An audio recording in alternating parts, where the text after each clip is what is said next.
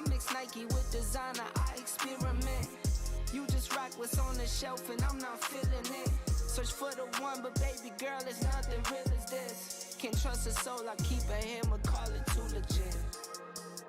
I've been really in the field, love the rush, I love the feel. Lately I just wanna run it up. Don't need no deals, I make the deal. Have to take it to a meal. Lately I just wanna run it up. Yeah. Kinda check a song. Lately I just wanna run it up. Count that too, count it up, count it up, count it up, count it up. Lately I just wanna run it up. Yeah, I just be off the dome. I never own no chrome. Too many foes and clones. Yeah, I be at home alone. I be in zones alone. I be on road alone. Yeah, I've been really in the field. Love the rush, I love the feel. Lately I just wanna run it up. Don't need no deals, I make the deal. Have to take it to a meal. Lately I just wanna run it up. Yeah, kinda check a song. Lately I just wanna run it up. Count that too, count it up, count it up, count it up, count it up. Lately I just wanna run it up.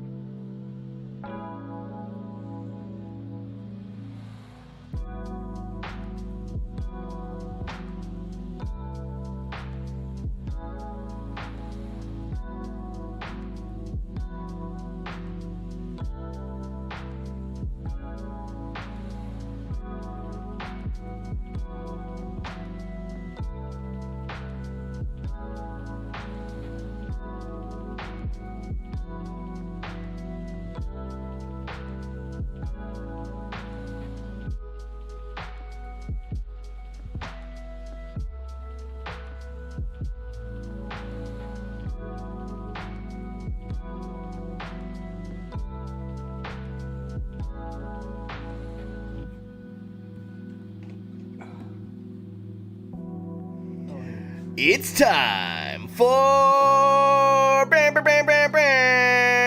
the Crazy Crafter Livestream! Oh man, there we go. Everyone needed like massive air horns for that.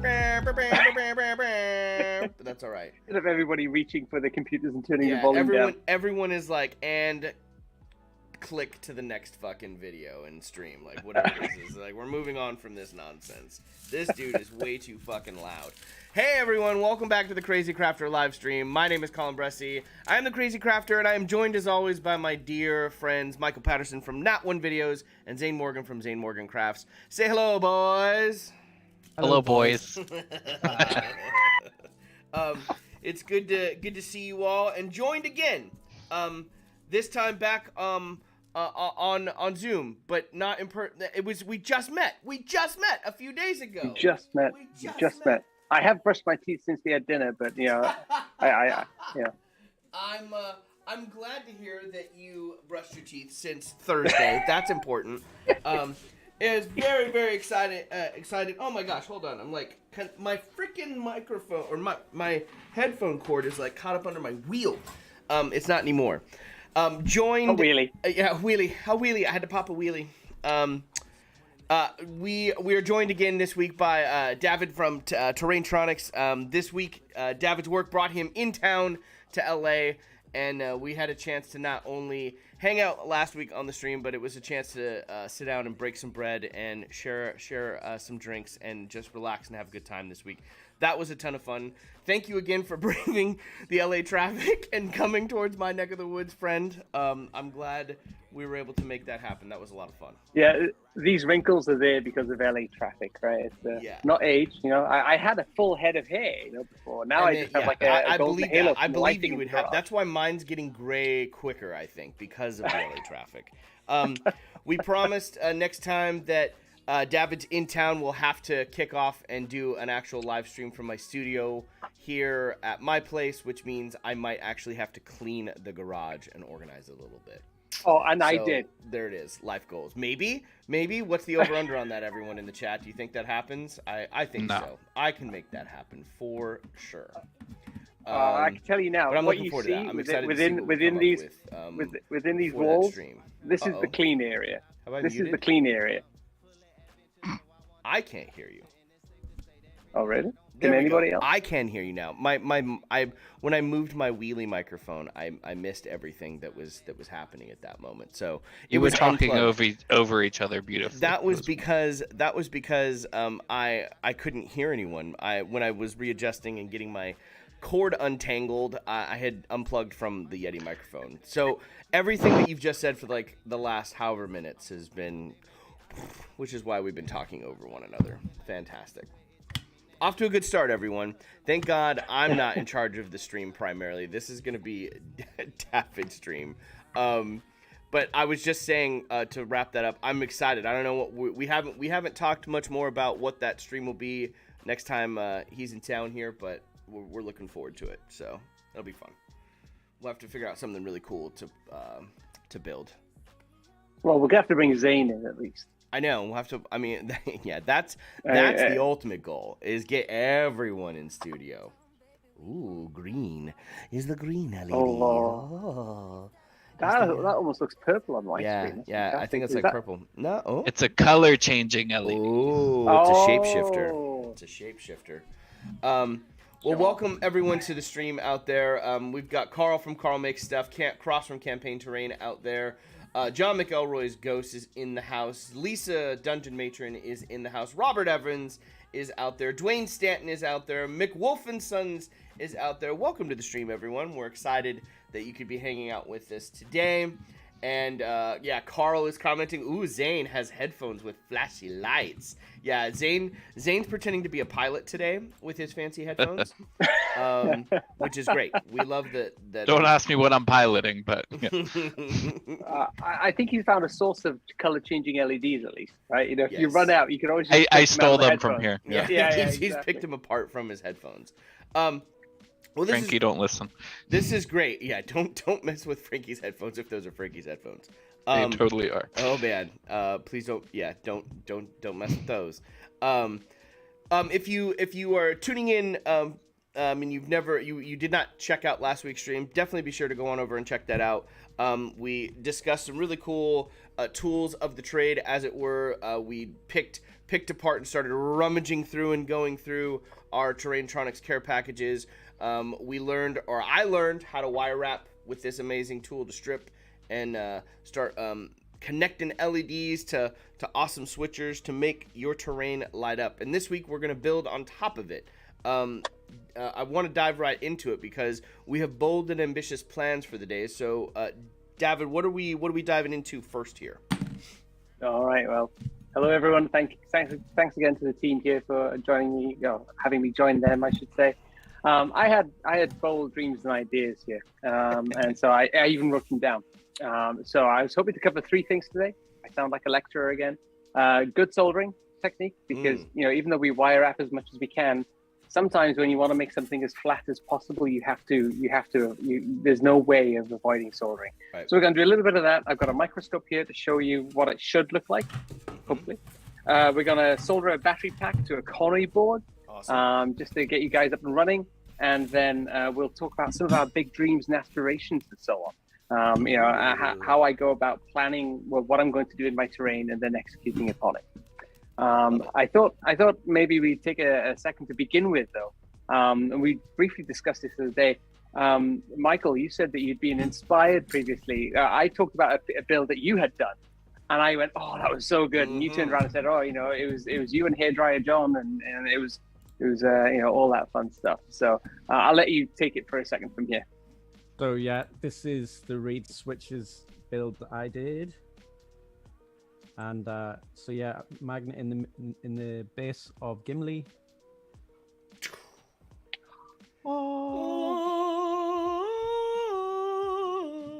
That's the next Terrain Tronics product, right? Yeah. Angelic singing module. Oh yes, I'll happily supply the voices for that. Actually, 2 reed switches in the tomb, which you can see, like the side lights come on there if I just put it on the side, but then they both come on. So if different places lights up different things. And then there's also a reed switch over here, which triggers off a light in the back passage up here.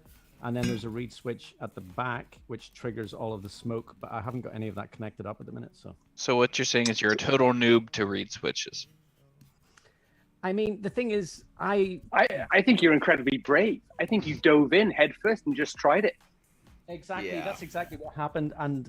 But today we're going to learn how to do it the right way, because I mean, first of all, you mentioned this just before the stream, Dafydd. I smashed about 6 of those little reed switches. Mm-hmm. Also, Yes. It's a rite of passage.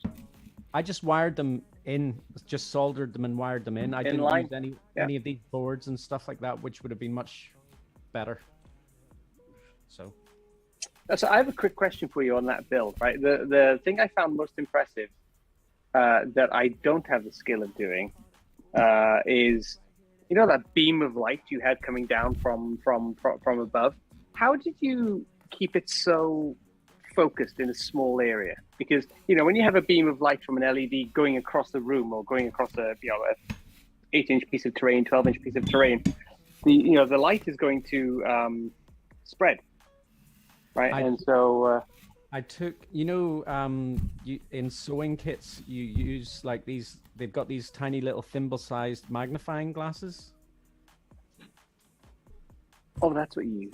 Okay. So basically, I magnified the beam. I turned it into a beam by putting that in front of the LED. Okay. I was trying to work out how because I've actually ordered, the wastage I spend on Amazon on things. Oh, I could use it for that. I could use it for that, and then I get the thing, and it's never the right product. One of the challenges I've had is I bought these light focuses for people who build torches. Like people who are into the high power torches, and it was worse. It was worse than just having the LED just shine. And so then I was watching a guy, Sebastian from Atmos Seeker. Yes. A great YouTube channel. If you want to see Never heard if of you're a him. pro, this guy does he takes the DMX disco lights or whatever, right, and uses them for terrain effects. Don't So listen it's to shining from the Zane. ceiling I'll have above. to check him out. Oh, it's when I grow up, I want to do terrain like that, essentially. I mean, Sebastian's stuff is just amazing. Love it. Yeah, and so What was the name again? Let me look him up. Oh my God! Atmos Stop it! Seeker. Stop Okay, it! thank Don't you. You're pulling my don't leg. listen You're pulling my leg. He is. He's been on the stream before. Is he? All right. Yeah. Thanks Well, for making me feel like a right dumbass.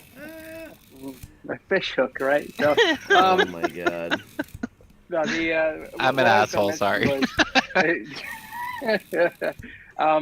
I was going to say is he had these little cube lights, like these little professional lighting cubes, which look like a 2.5 inch by 2.5 inch, 2.5 inch cube. And then he uses something called a snoot, I think it was called, which is like a We can't use those snoot or words a on the snoot? stream. Oh, come on. But it essentially focuses the light. It looks like a cone that you put in front, a cone and you put in front of the light. And my son's giving a wave back here, but he's off camera. If you want to wave to everybody, stand by the refrigerator. You need help opening? Okay, bring it here. So, Colin, after your amazing example of fatherhood, I decided to chill out a lot with these kinds of things. I see. Is he? There So you go, is he chilling? He's chilling.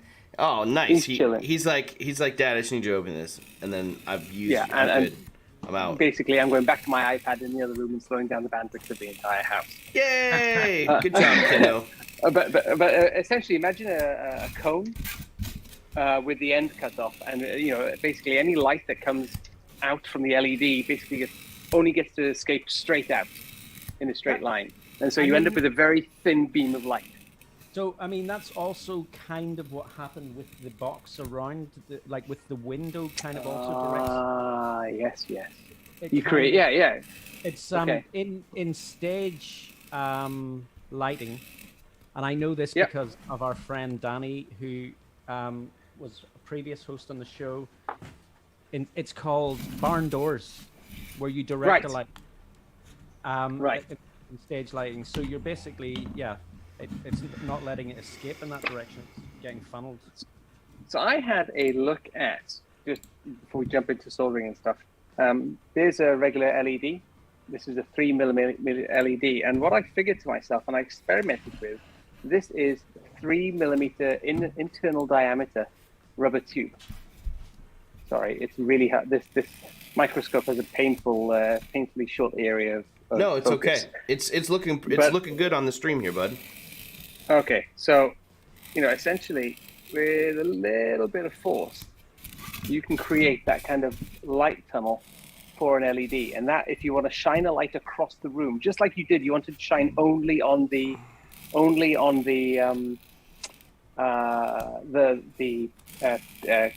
tomb in your case, right?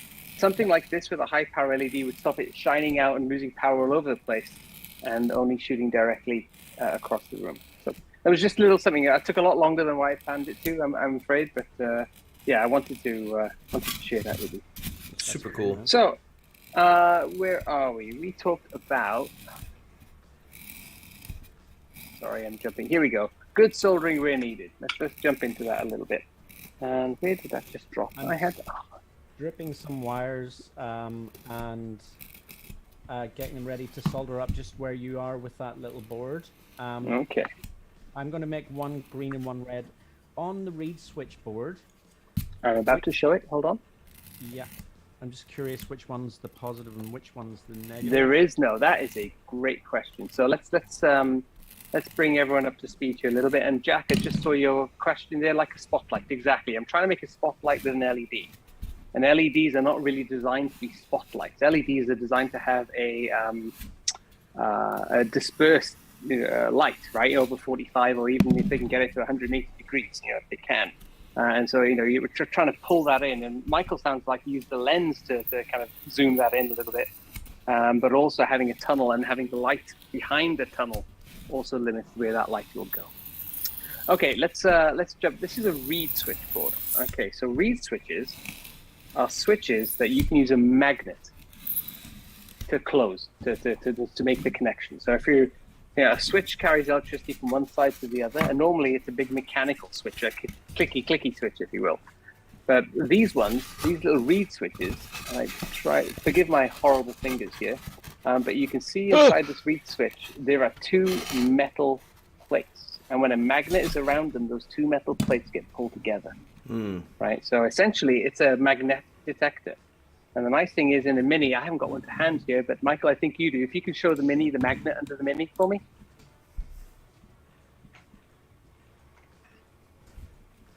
Thank you. So you can see there's a small magnet under there. And what I do with those split ones is I put two magnets either side of that divide, right?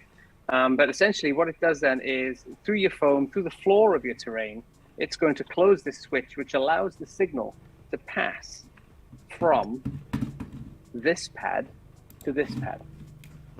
So this is a really simple board, right? Basically, it connects this pad over to this little hole and this pad over to this little hole. So it doesn't matter, Michael, to answer your question clearly. It doesn't matter which way you wire it. Right. Right? There's no rules. It's not like a diode or something like that. Whichever way around, in is out, out is in, as long as the connection is made. Okay. And let's talk about these a little bit more. Here's one I cooked earlier because I'm always cooking these things. What we're going to do today is I'm going to teach you to solder not only the sort of surface pads, but also how to solder in one of these reed switches. Nice. Okay, and we're going to make this because this is what's going to make our terrain interactive. It's one thing to put LEDs in and light it up, and I applaud anyone who's actually managed to do that. Oh, good job. But really adding the interactivity, it takes it to another level for these players and so on. All right, so let's dig in here. So you should have bought by now. If you haven't found it, I keep a Kitco list of parts that you can go to. I don't get any commission or anything like that because nobody orders enough of them. But you should have some solder by now. I buy it en masse. You guys probably don't. It's fine. Let me see. You should have a soldering iron. Oh, and shit, I don't have one. Oh, you little liar! I'm not getting taken in by you now. Temperature-wise. Oh, that was my question. What question? Or what should it be at? That was my next question. Yeah. Okay. So it should say on the container. It should say on the pack. If it doesn't, then I start at least 375 Celsius. I'm not sure what that is. I'm sure somebody in chat can convert that for us. Mine says ice spring solder wire small. Okay, you bought the really cheap stuff. Okay, fine. I sure did. Yeah, so start at 375. That's the stuff I recommended. But yeah, 375 Celsius. I haven't got that to hand here. Somebody else can convert it, as I said. But I mean, my soldering iron's in Celsius. Yeah, so. It's good. It's what the rest of the manufacturing world works in. Yeah, so 375 is a good place to start. If what tends to happen with the soldering iron is the tip of the soldering iron gets cooler, right? The more and more. Is that going to go for me? There we go. The tip will get cooler and cooler as you do more stuff. If you try and do solder too much, it'll cool down. So sometimes you end up having to burst it up to 400 for a little while. But the hotter you run it, the more the tip is going to wear out. Now, hopefully in your kits as well, you have something that looks similar to this. This is brass wire. Do you have any of this in the kits you have? Anything that you ordered? This is what I generally use just to clean the tip, it. Right? I just wiped it with a paper towel. I'm just kidding. Mine came with a sponge. Yep. That's exactly where I was going to go next, Zane. I don't know. So a lot of soldering irons, if they're feeling cheap on you, and you've been cheap for them, come with. Oh, come on. This is what I got. I got this little sponge. Yeah, this little sponge thing. Yeah. So put a little bit of water on there, and you essentially, wipe the soldering iron through it. Every few minutes or so. Oh, we get to spit. We get to spit on our terrain again. I was gonna say. Yes. I'm spitting on the terrain. All right, so let me jump to the scope here. All right. Now then, you can see here, this is a bare board, and I admit it, I've been messing with this earlier. So let me just heat this up and disconnect them. Now, what you'll see here, I want you to pay attention to how the solder looks. When it's cold and dry, it should be shiny. You want a shiny solder.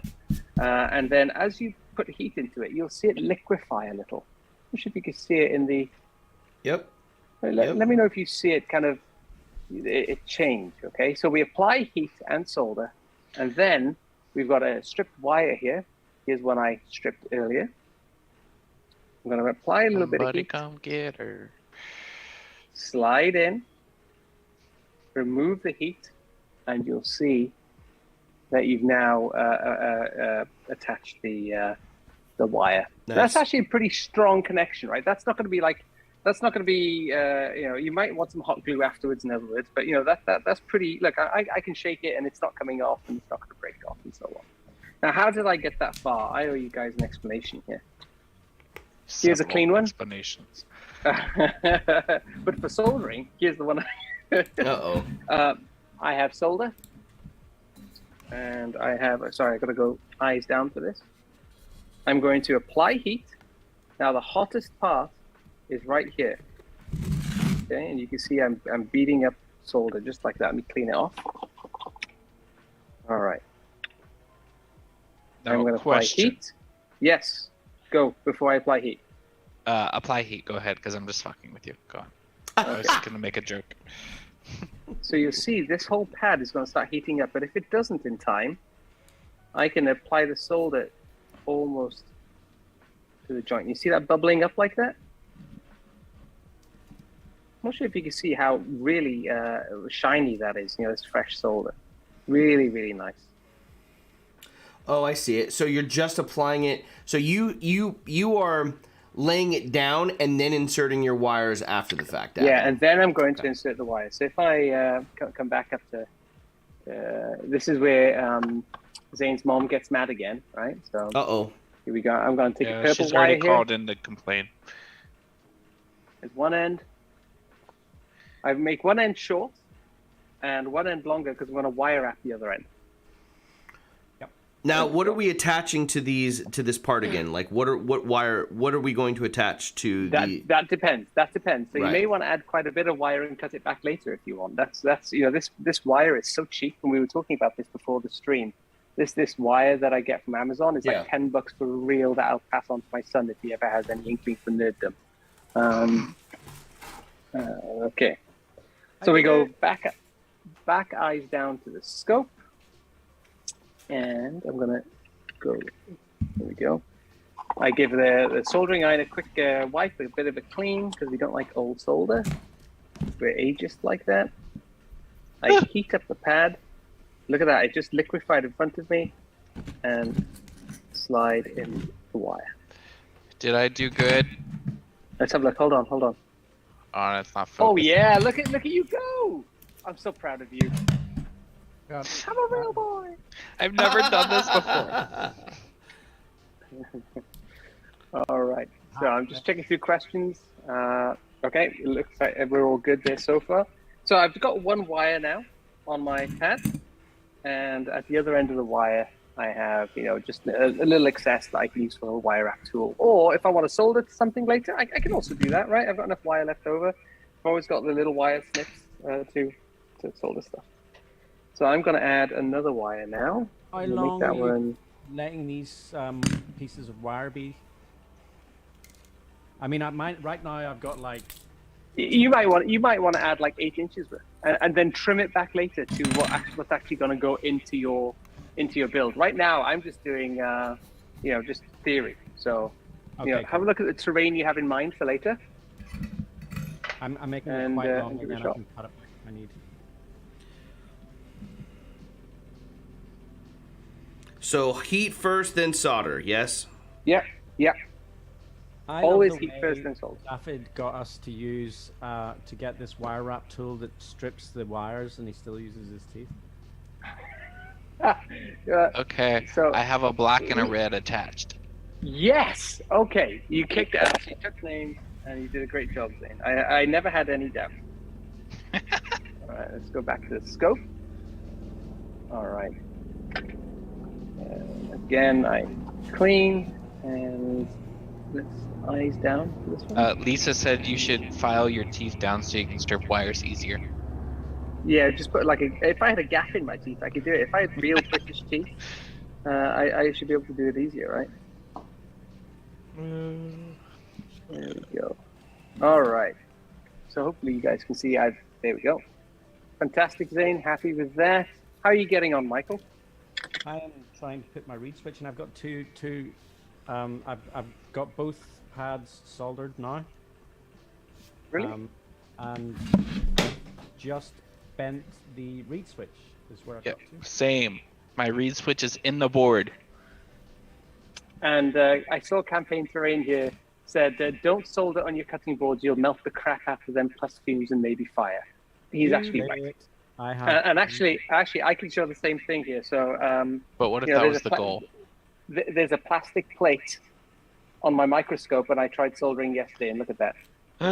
Which is why I have a little wooden, Yeah, well, it's, wooden. Cross is absolutely right, because that's exactly what I've done. I've got a nice little burn patch right here. It will not heal from that. He might be saying that. Yeah. He might be saying that that because I'm soldering on my cutting board, but I like to live dangerously, Cross, so I'm doing it. I've got my red wire attached. I just need to attach my negative side, and I'm good. Yeah. Elston, now, no one has burnt themselves yet. remember that, for the reed switch doesn't care which is positive or negative. It Great. passes current either way, right? Great. So this So- all depends. The colors really depend on where you're going to put them in the circuit later, and we'll talk a little bit about that in a couple of minutes. Zane's already lost 2 fingers. Fantastic. Yeah. Okay, so So when are we ready to go to the next step? the here? reed switch is sitting in the board, Oh, look at you showing off, being ahead of everybody else. but nothing Whatever, is show off. Whatever. soldered yet. Okay, Soldered. do you want to detail? Soldered. Because we talked I about added that. an L. Do you want to talk about that real quick, Dafydd? About how you prepare the reed switch to get Yes. connected and what you have to do? 'Cause- That's exactly what I was about to do Great, next. I just great. don't want to.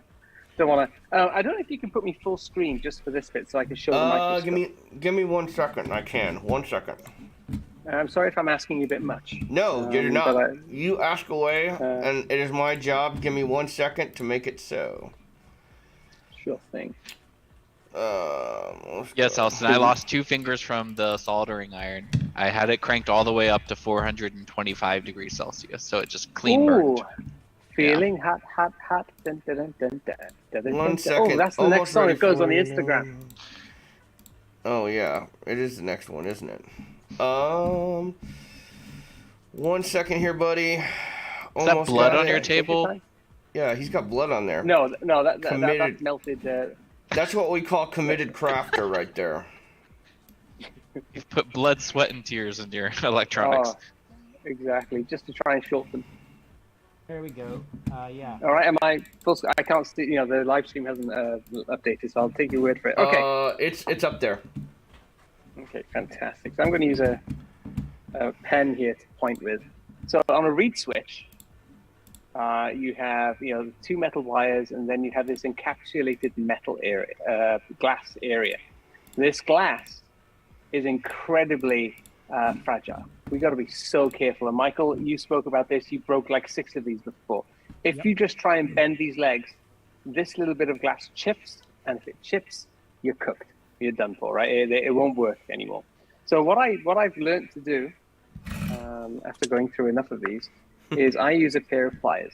So I have these very small pliers. It doesn't have to be this small. You can use something with a wider thread. But I put pressure on the wire and then bend the wire. And what this means is that those bending forces aren't happening to the glass. The glass is blissfully unaware of what I'm up to, and I can bend the wire then.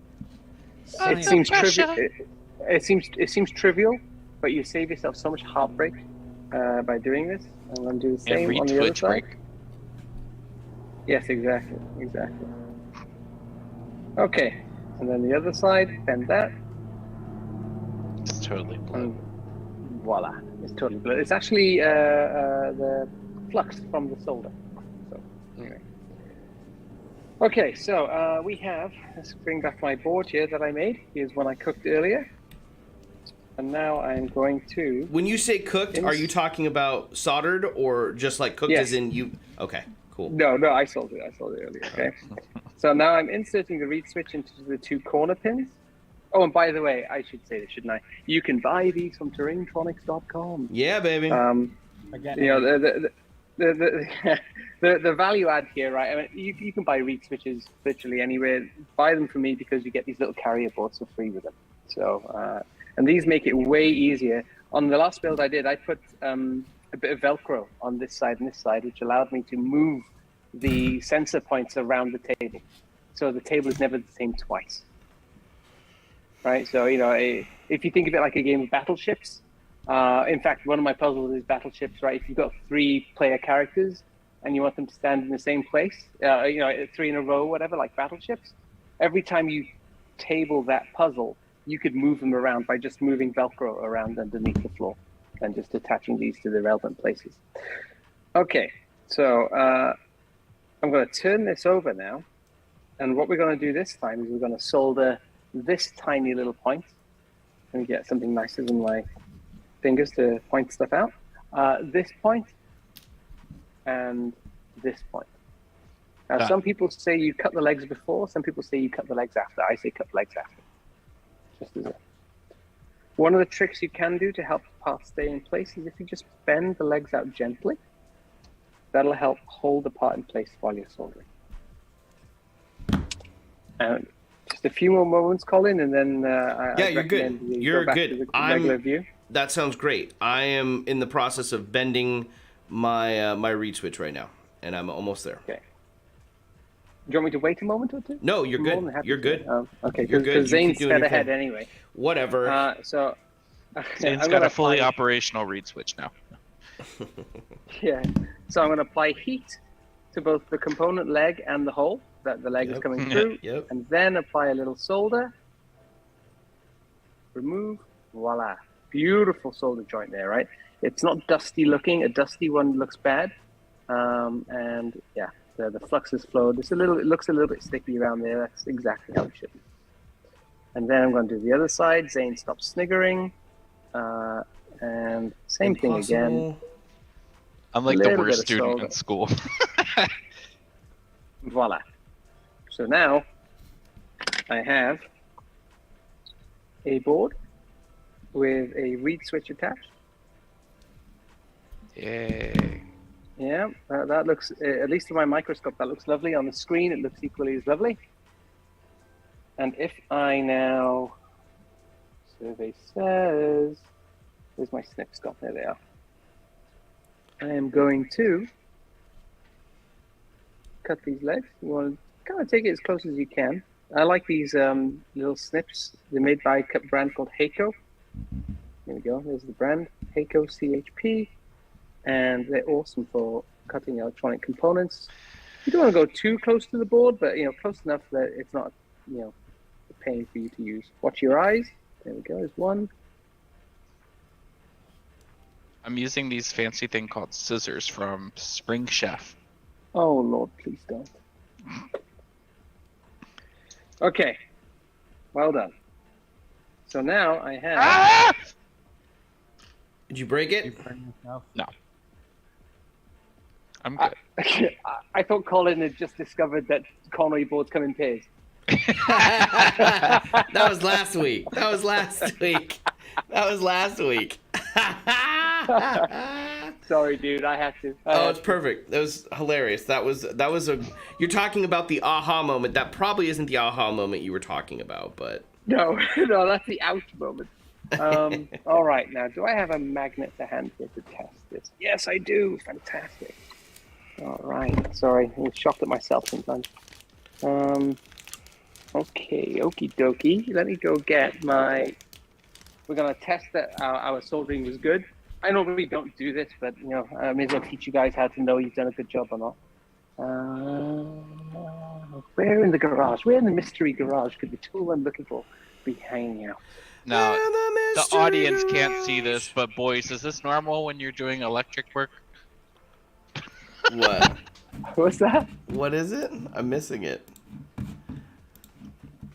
Oh, are you bleeding? No.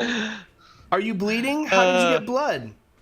I mixed red paint with a lighter red paint and put it on my finger. Oh, you're such an asshole. You're such a turd. You got me. I was Yeah. like, no, Zane. I don't want you Yeah, to cut exactly. yourself. Do you know how bad that would be for my business, Zane? It's like the guy dying on a Peloton in Sex in the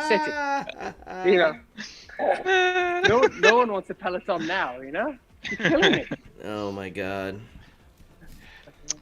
Just kidding, folks. He's all right. This was Okay. this was a War of the Alright. Worlds situation. Oh my gosh. How long have you planned that? How long have you planned to give everyone a heart attack on this stream? The last 10 seconds. Jeez. Still a butthead. Jeez. He is a butthead. Oh. Are we? I'm getting Do you kicked want me off to the switch? show. Yeah. Bye. That was lovely, Zane. Good run. The equivalent of a frat house hazing that Dave's getting. Or- Yeah, it's true. Just you wait. I'll get you back when you least expect it. All right. So. He's we gonna go. send me an invoice of all the missed exactly. sales. Just to say, All Carl, right. a minute on YouTube, all that is on screen is just a wooden board. So Yeah, I know. We need With to go back blood. to faces. There we go. All right. Hopefully it'll update now. Sorry, folks, about the wooden board there. Okay. Oh, boo. So let we me have a just- reed switch. It is all linked up. Beautiful. So All what do you attach to the reed switch? Well, we're about to test that. Hold on. All right. Okay. I'm going to use a multimeter here. I couldn't find the red one that you guys have. I told you all to order. But there should be a symbol that looks either like a little diode, see on my screen, or something with like a couple of what looks like Wi-Fi lines going to the side. It's what's called a continuity tester. It's what beeps when you touch things together, right? So to give you an example, Draw the symbol I'm looking for, by any chance, or draw. You want me to draw it? So it either looks something like this, or Okay, so- like this. right? Yep. So I'm looking. And Zane, hold still. I'm trying to. Yeah, that's the one. That's the one. And if you touch the red and black together, Zane, it should beep.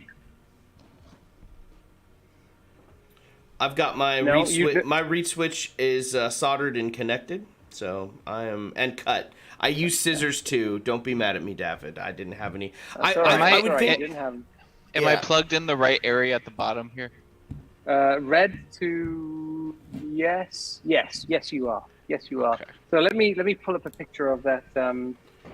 You're of back that full. multimeter. You're full screen again there, buddy. So it's all you right now. Okay, it is Okay, give me beeping. 2 seconds. Got it. You got it beeping? Okay. Yeah. So that beep tells you you've got signal going from one wire all the way to the other. So if you touch them together, you get the beep, right? And so if I Not getting a beep, It's, but I am getting the numbers. zero, yeah, okay. If it gets down to close to zero, that's what you want, right? So for instance, look on my screen, you can see it gets close to zero, and all I'm doing here is connecting them together. I'm kind of cheating a little bit. Okay. So I'm sorry if that noise is a little annoying. that's all right. I missed this step because I was focused on not That's destroying my reed switch. Absolutely fine. That's absolutely So fine. I'm Okay, ready to so- test. I have mine Yes. here ready to test. Okay, so you want to move it. Hold on, I'm trying to get a picture of the multimeter you guys have. Zane, can you show on yours what position it should be in? So maybe I mine can are show touched on my- together, Dafydd, and that's what my Yeah. screen. Is that 200, Zane? Yeah, not 200. It's the one next to it. The one 20? next to it. 20. No, the one that looks like a little triangle in the line. It looks like a Wi-Fi signal right here, Colin. Yeah. I see it. Okay. It's the white And signal then and the your triangle. wires at the bottom. The red one should be going to the one that starts with B, O, M, A, blah blah blah. Yes. And the other one goes to COM. Yep. Yes. Got it. Now, if you touch the tips of your tools together, the red and black, Yep. you should hear a beep, or at least see it go to zero. I'm getting 001. Yeah, Yeah, mine that's doesn't fine. even. That's Mine fine. doesn't do anything. Do you have batteries in it? Yeah. Look, it's got batteries. Are they in the right direction? Yeah. Are they new Have you got batteries? Okay, is it showing numbers on the screen? Yeah. Okay, you need to actually touch like the tip part, like where the little the metal- notches. the You metal need to bit. touch those together. Yeah. It says it's reading 0.00 right now. Perfect. Right. Wait, but now wait, when with them- when I touch them together, it stays. It doesn't. The zeros stay the same. So it's 0 before you're touching anything. Yeah. So this is what I see. So, Because mine's at 1 when I don't touch anything. I mean, I admit that you may, you pay $12 for it. Quality control. Yeah, if they make it out the door, yeah. Because this is me not touching Yeah. anything. Yep. This is me touching. We have the same one. Mine is like not doing anything. Yay, my reed switch works. Okay. Anyway. Colin, cool. I would love to come and fix it for you, but so let me switch back to. You have to switch back. my- We'll assume mine Tabletop? works. Yeah, assume yours works. Yeah, that'll Okay, work. That's so- no big deal. What I'm going to do here is I attach one of these to black, one of them to the red, and I gotta do stuff. Hold on. You ready? You ready for this? I'm going to take a magnet, and when the magnet goes on top of the reed switch, we're hoping that it goes beep. I have to find a magnet. And remove it. You were told to find a magnet. I know, but I'm lazy. Okay, I'm going to have this beeping in your ear. You're going to have nightmares about this beep. Okay? Now, if I look at the distance between the magnet and the reed switch here, this is almost an inch. I'm doing pretty well, actually. Now, once I add foam or flooring between the reed switch and my player, then that probably might be, more like 6, 7, 8 millimeters. Okay? So I've now proven that my soldering is good for once. The reed switch is good, and the magnet is good as well. And it doesn't matter with these reed switches, it doesn't matter which way around the magnet is. It'll switch for either. Congratulations, gentlemen. You've built your first reed switchboard. It works. And you've learned to solder, like just a pad to slide the wires into it, and the other kind. Now, there's 2 different kinds of wires. We touched on this last week. There's, now that I've got the microscope here, I may as well use time real quick. You've got, this is single core. This is great for wire wrapping. You see it's a single wire. And let me get a little bit of multi-core here. Stay with me. Okay. Okay, that took a lot more out of my teeth. That's where I should have used a wire wrapping. I got a beep! You got a beep? Yay. Congratulations and celebration. And I'm using my sword and shield challenge magnet. Nice. Brilliant. You Brilliant. can see here, this is multi-core. And the way we deal with multi-core is you can wrap it first to wrap the little wires together. And then what I like to do is I grab a little bit of solder and I tin it. This is what old video repair guys used to do a lot of. You tin it. I'm not sure if there you go, now you can see it. I just put a little solder on. Yep. Right? And that's tinning. So if anybody tells you got to do tinning, you definitely do with multi-core. That makes it into one solid strand that you can then, solder to something else. Nice.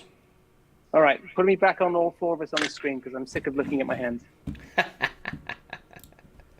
All right, how we do for questions and so on? Goodness. Let me try and turn it off again. All right. I did try turning it on and off again. Everyone's poking fun at the fact that my meter is not working. Maybe I got. Of course it doesn't. Yeah, Yeah, exactly. That's true. Have you tried turning it on and off again? That is my go-to. That is my go-to method to test something. It's a good method.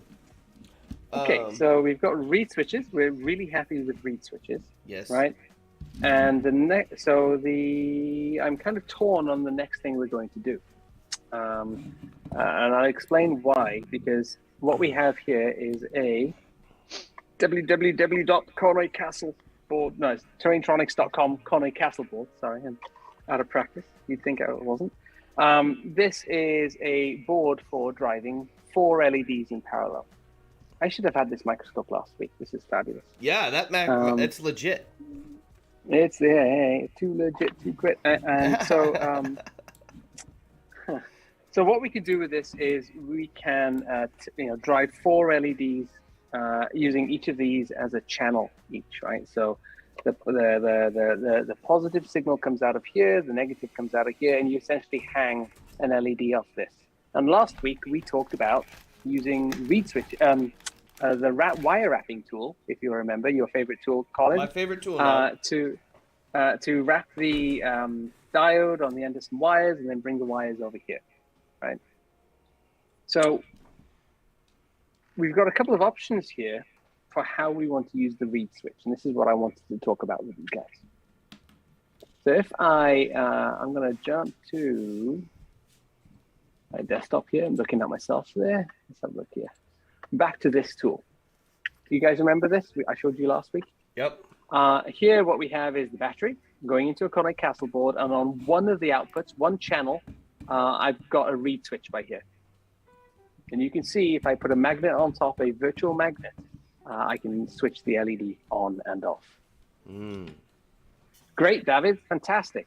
But what happens if we have more than one Conway castle? What happens if I want to use more than one channel? In other words, nothing blows up. It just stops working for a while until it's replaced. Sorry, I'm new here. No, that's fine, Peloton heart attack guy. So we've got a couple of choices here. If we want to control many LEDs at the same time, in other words, if I want to switch on the entire Conway Castle board or not, I can actually move this switch from here and put it in over. Let me get my keyboard. Sorry about this. We'll do a Control C. We can put it in over here, right? And I'm going to cut this wire. And I actually love this tool for this purpose, right? It allows me to visualize what I want to do. Yeah. Okay, we'll just close that. I can put it here, and guess what? That should, when things are running, here we go. What tool is that, Dafydd? Up. What tool are you using? This is awesome. We need to put a link to this. This is a falstad.com/circuit. It's I think it's some university guy who needed a tool and just made it himself and put it on the web. That's super cool. He hasn't touched it in years, but it seems it's just great for visualizing. I use it all the time just to get it in my head how I want university to guy. Up. Yeah, exactly. So all I did here, I made a Conway Castle module so that I can just treat it like a black box. And this, you can find a link to this on my last video where I did the interactive traps. There's a link in the comments there, and of course, I'm happy to share it here as well in the comments of YouTube once we're done. But so what I want to get across to you guys here is I can either put a switch on the outputs or on the inputs of the entire board, right? And that means different things. So, for instance, Michael, on your design, on the tomb you had different reed switches doing different things. You remember? Right. So in that case, I would have one per channel, right? I've got one channel for this LED. I've got another reed switch that controls that LED, a different one that controls something else. Then I could have up to 4 different outputs with 4 different reed switches. On the other hand, if I want to wire everything up permanently all the time, but only have it switch on when something, like if I've got 4 lights in the room and I want them all to come on or all to go off at the same time, then I can put the reed switch on the power supply, and it's acting like a power switch then, right? So, for instance, in one of John's recent videos where he did like a stone of some kind with lights in the stone, I'm not sure what the term is. There's a D&D term, I'm sure. What he did was he had a rock that had a magnet in it, and it was acting as a power switch for the whole board. So nothing switched on, regardless of where the magnets went and so on, nothing switched on until this one reed switch had it connected. That's cool. Okay. Now, was this hair dryer, John, or comb? Yes, John? it is. But I feel bad. I feel bad referring to this hair dryer, John. And it feels like you've got to be in the club to know what the joke is. Now, so one of the topics I had for us to discuss today was soldering a battery pack to a Conway board. Okay, so taking one of these standard packs, right, and soldering it to the board. So the question really is, do I want to put a reed switch in between? Do I want this to go into a reed switch and then into my Conway or not? Now, in my case, I don't, but I'm putting that out to you guys. We discussed, I've got it here, terrain planning and construction. If you want to have one global switch, or a pair of global switches working together, Michael, we kind of talked about that a little bit. Now is the time to let me know. If, however, all you want is individual lights individually controlled, in fact, maybe we should do it like this. By the way, I hope we're 4 screens at a time here. No, we're not. Full screen I put it back because you were focusing on your tablet, and I'm gonna switch it back.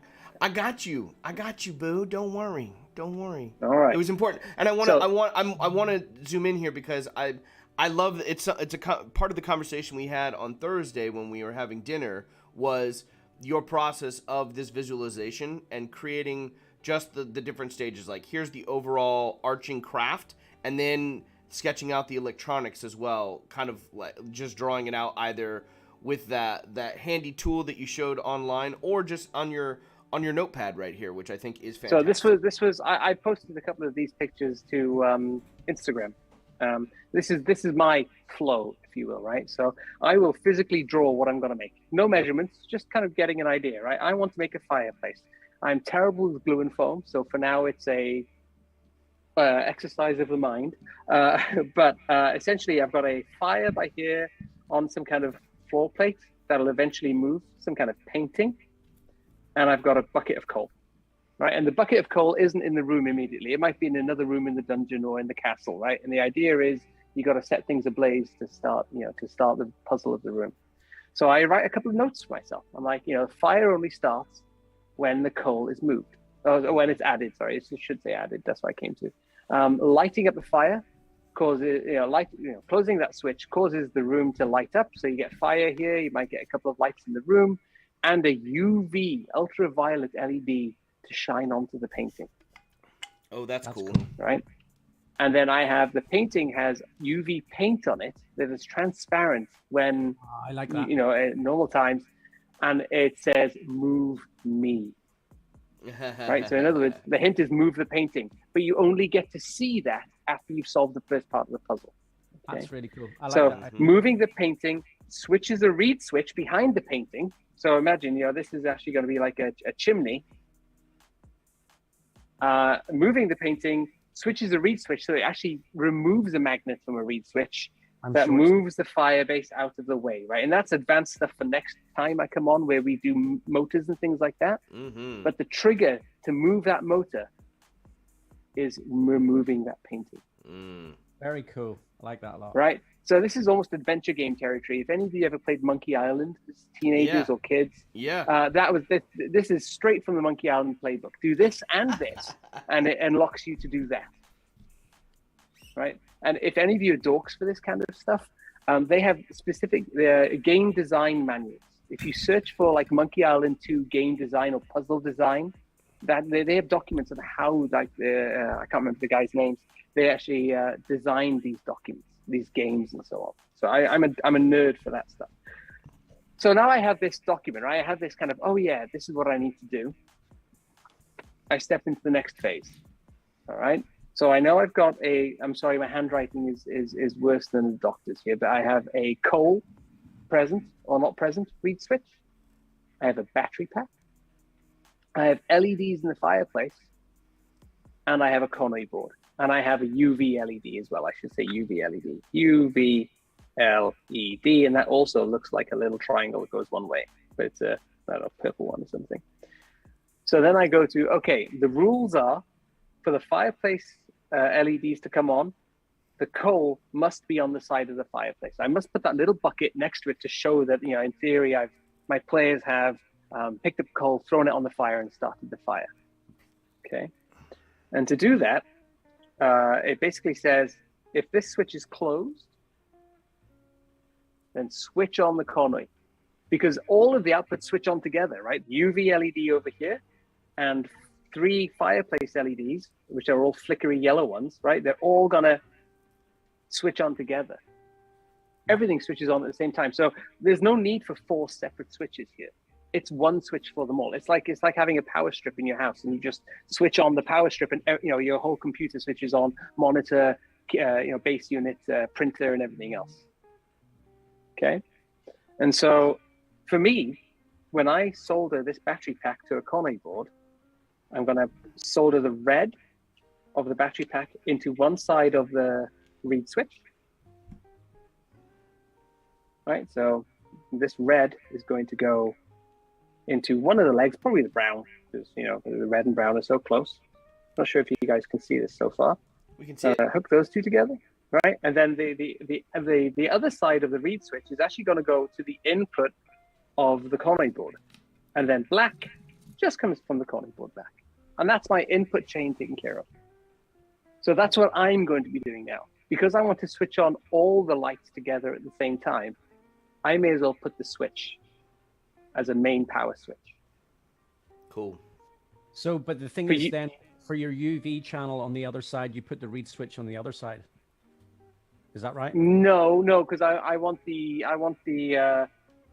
as soon as the house fire comes on, the fireplace comes to life, I want the UV switch to come on at the same time. Okay. Everything comes on at the same time. So for me, I would like to trigger. So why don't you tell me about it, and I'm going to start drawing on the next page here. Well, I'm thinking. I mean, I don't have. I mean, I like your idea so much now that I'm kind of thinking I'm trying to change what I'm doing. But I was going to have it so that I needed 2 people to be standing in a certain place. Okay. So rather Okay. than just one magnet turning on the lights, basically I need to have so basically they need to discover that they both need to be doing something at the same Beautiful. time to trigger the effect. Does that make sense? That makes clear sense, and I can draw that so quickly for you. That's nice and easy. Now, are all 4 lights going to come on at the same time? Yeah, I just think I mean, it's just like Light the room up or whatever, right? Yeah. Okay, so we have all 4 lights coming on together. So that already tells me immediately for my Conway board, because I like using Conway boards, I'm going to have all 4 LEDs coming on, at the same time, which means I'm making a grand power switch, right? I mean, if I'm switching all 4 of them at the same time, I may as well just hook them all up and switch them all on at the same time with the power switch that's over here. Got it so far? All right. So position B, I want position B to be on, to be closed, to use the proper language, and I want position A to be closed. I'm going to put a battery over here. So you just put them into series. It's just put them in series, because if I think in my head, this has got to be closed and this has got to be closed. Yeah. And by the way, there's comments on this on the last video I did on YouTube as well. Look up Terrain Tronics on YouTube. It's the interactive track. This is what we call being in series. And I can even show this if you want on the on that funky little tool as well. Let me jump to my desktop and FileStad. Here we go. Get my keyboard. Hopefully nothing falls over while I do so. And let me zoom out a little here. So I'm going to grab this battery, put it over here. Grab this. This is not a terribly elegant tool, but it does the job quite well. So here's one battery. So here's your position B, right? Here's your player B position. I'm going to copy this. I'm going to make another reed switch. Oh, hold on. I'm going to add some virtual wires between them. All right, and run. Okay, so now let's play God here, and let's take this switch out. Hold on, just to keep it honest. Here we go. This is now your circuit, Michael. Yep. I'm not sure if you can see it on my screen here. This is position A, and this is position B. Position A gets a magnet on top. Nothing switches on. Disappointment. Pack up your stuff, go home. Position B goes on. Same thing again, but if both of them stand in the right places, so you could have like a light shining through a wall permanently that shines on a spot. When the sun is at its peak or whatever, it shines and shows you where to stand. Let me close this. Make sure it's running. There we go. Now I have an LED that lights up. One of them steps off. So sorry, senor. Right? Another one steps off. Same thing. But if they both stand there together, we get lights. Yep, that's exactly what I want. That's cool. So you need 2 reed switchboards, enough wiring to daisy chain one into the other. So you put them in series, and then a Conway board. The output of the Conway you just hook up, like it was any other setup, any other Conway setup. Okay, that makes sense. All right, No, who's next? Who's next? I had fun. I do have a quick question about the Conway board because I wasn't able to wire up last week. Yep. Because I didn't have the right wire. Conway boards, and then these little blue resistor things. Do I need to put the blue resistor in the middle? So you only use the resistor here, if you're going to use a USB power bank. Okay, And the so reason now, for that, that's the next question is, we currently have a USB thing on it. Are you going to take that off now? no, just leave it on there. You just leave it on there. Don't worry about that. Don't worry. All right. So Yeah, okay. is the next step wiring up the battery pack? Yes, but it's not just for you, because you're making a power switch out of reed switches. It's not just a simple case of hooking the red to the positive and the black to the negative, right? It's not just a case of doing that, okay? Because you're going to have to put a battery pack into a reed switch. Let me jump a picture back here. There we go. You're going to put the battery pack into a reed switch, into the next reed switch, and then the output of that is what you're going to connect to the positive input over here. Okay. I kind of need to just get on and wire up my second reed switch here then. Yes, you do. I'll be watching your screen on how to do this though. So what I'm going to do here is, I know I can even use your diagram here, or show the screen. This line here goes from the ground connector or the negative connector straight to the battery. That's easy. And I can use on my battery pack, I actually have, let me go back to the microscope. I hope this isn't too boring for folks. I actually have a black wire here for the negative, so I can actually solder that straight in. So that's exactly what I'm about to do.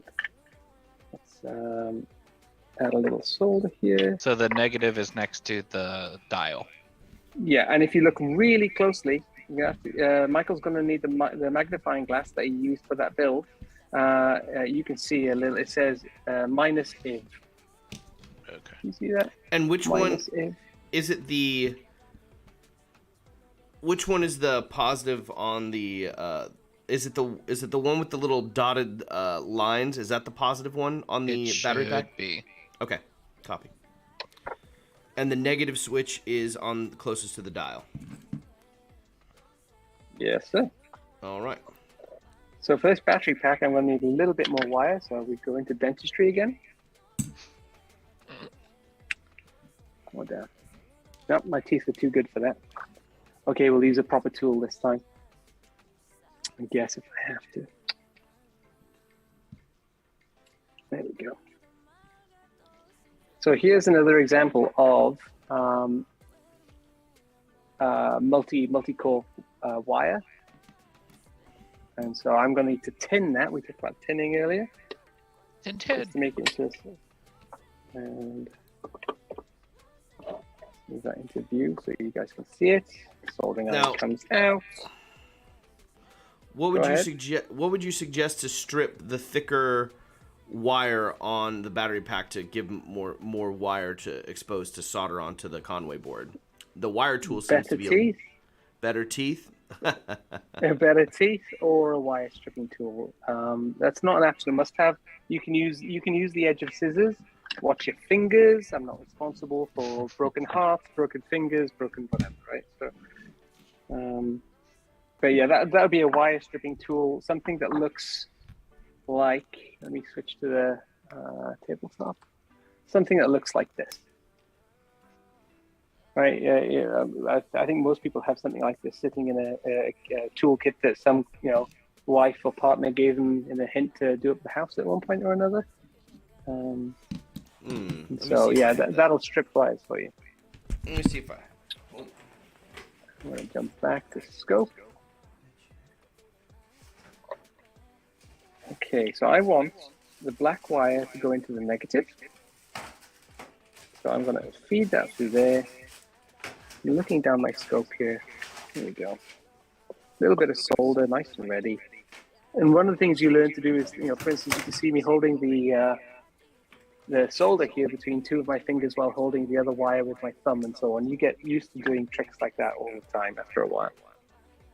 I promise you guys, once you've done this once or twice, it becomes so easy that those first few times you will get burned. Not badly, hopefully. There we go. But yeah, the first few times you're gonna curse. I think or it doesn't work the first time, and then you go why, and then you got to get the continuity tool out, and follow all the traces.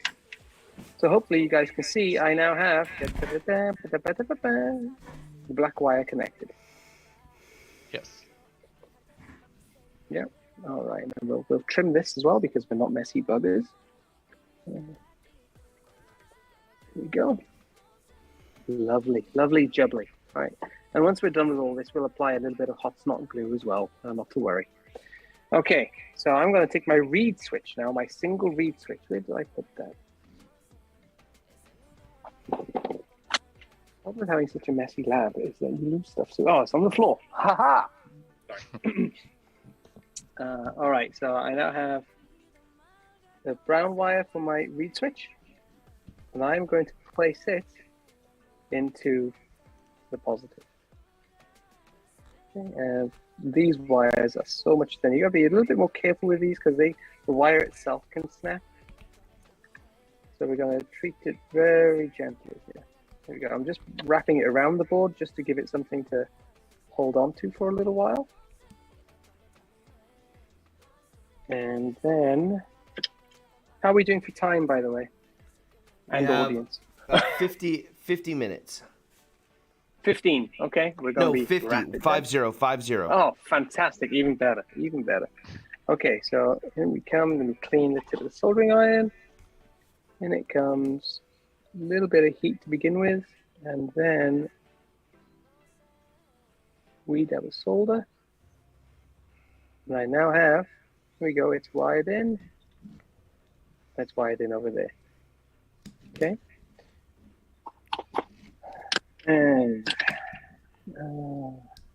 so I now have, just to show you guys, my Conway board, yay, and a reed switch, and the output, or one of the wires from the reed switch is going there. And look at this one, I got one flapping in the breeze here. So this purple one is going to be connected to the red of my battery. Okay. So that it makes a complete loop. Now, there is a good trick to this.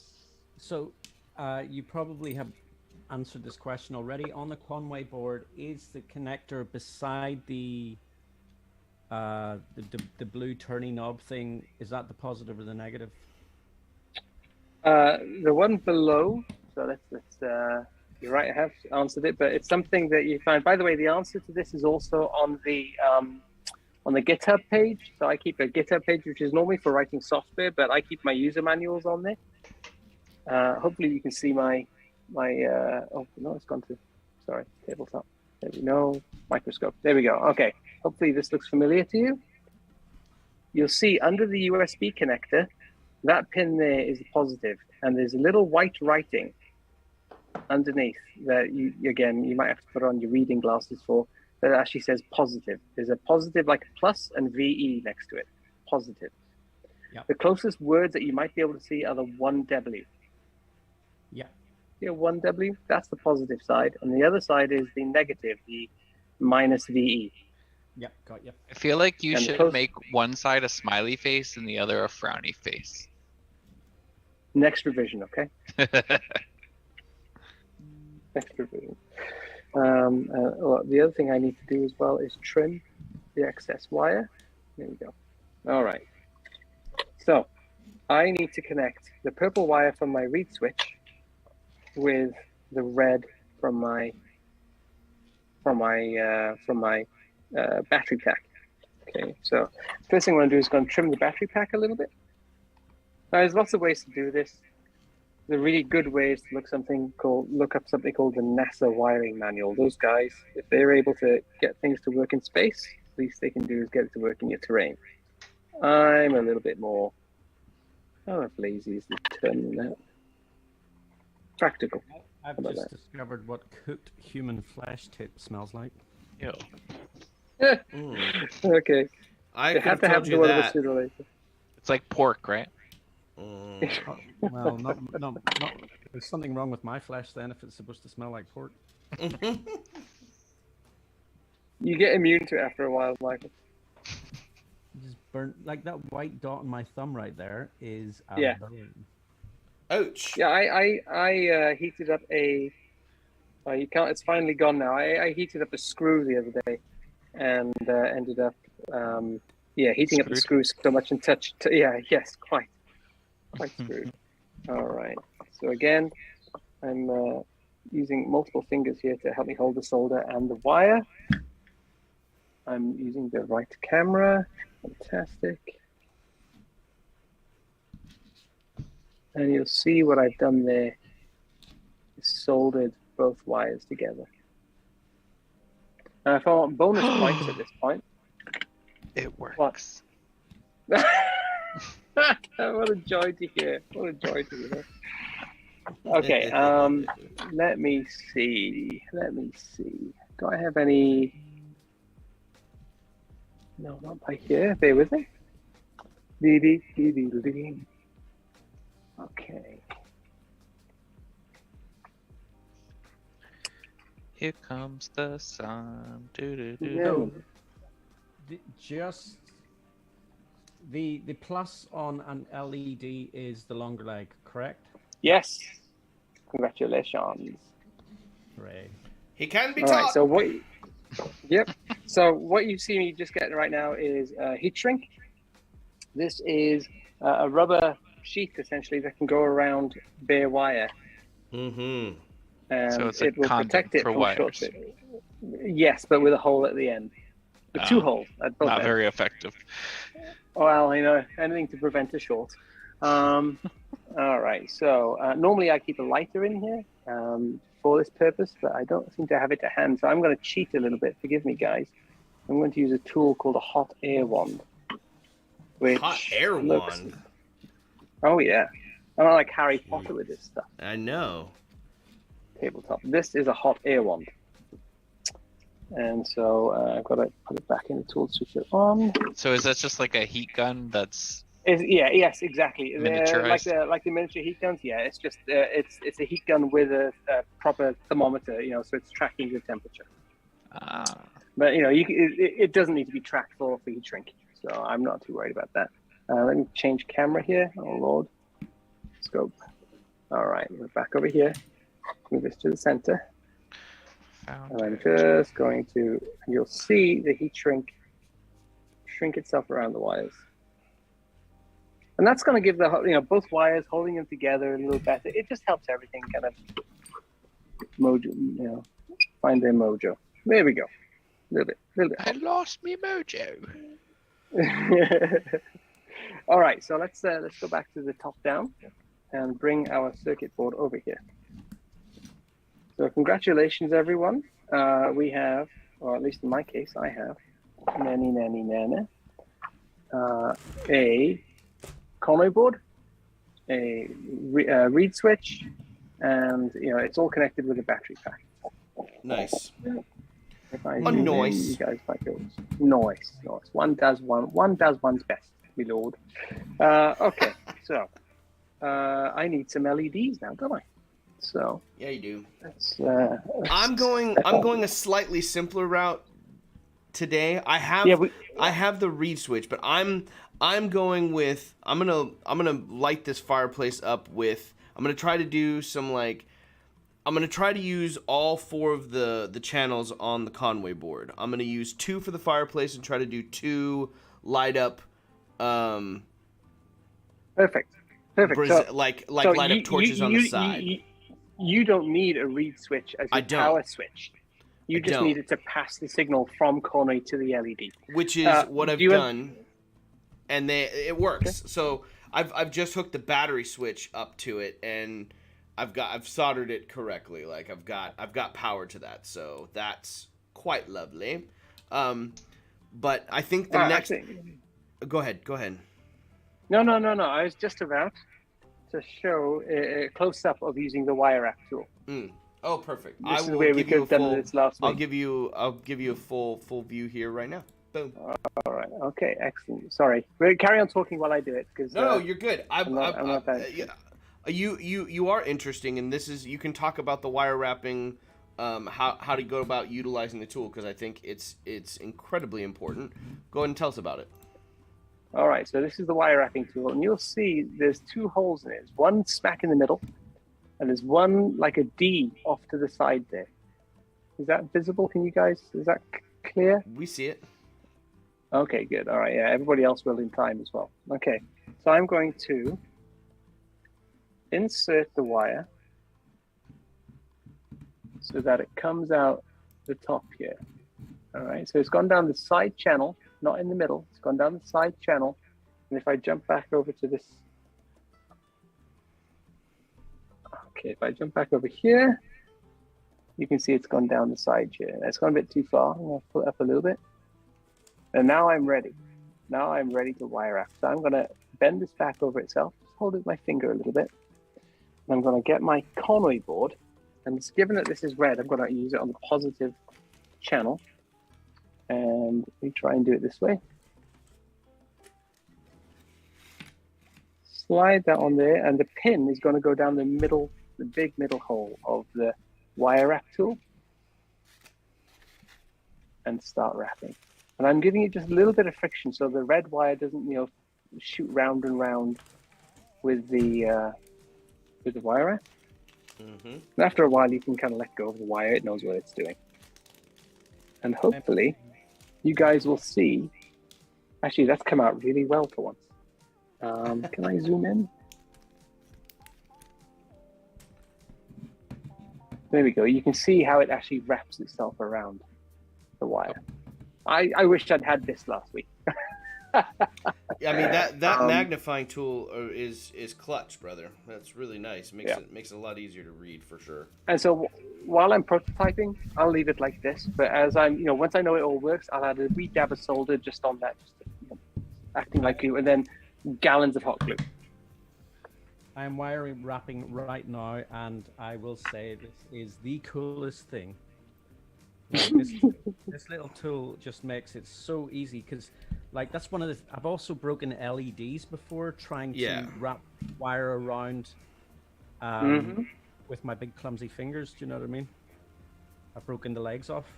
Oh yeah. It really is practice. The first piece of terrain you build, it's not going to come together easy, right? You're going to burn your fingers. All these frustrations, right? And then at some point, all these skills will click together. And you will be masters of your domain at that point. Go. I'm lapping up this information. I'm loving it. Yeah, this is incredibly amazing. Like, just from that last week, I know it took 25 minutes to teach me last week, but now that I know how to do, no, I didn't. But I've just from the instruction of, stripping the wire, inserting it down and feeding it through the little groove, and then for me it was I had to find the right hole. And laugh is what you will, but like I know. But once you figure out the alignment, and I think for me the big part of it was you have to hold that wire in place in the groove that you're trying to wrap, and once you hold that, it stays in place. So once you begin wrapping it just a couple of times, you're in like Flint. Yep. So you can see there, I've got the red wrapped around the long leg.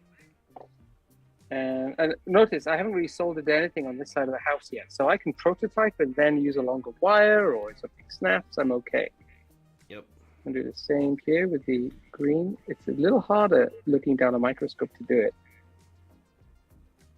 Okay. I literally have one complaint. Go on.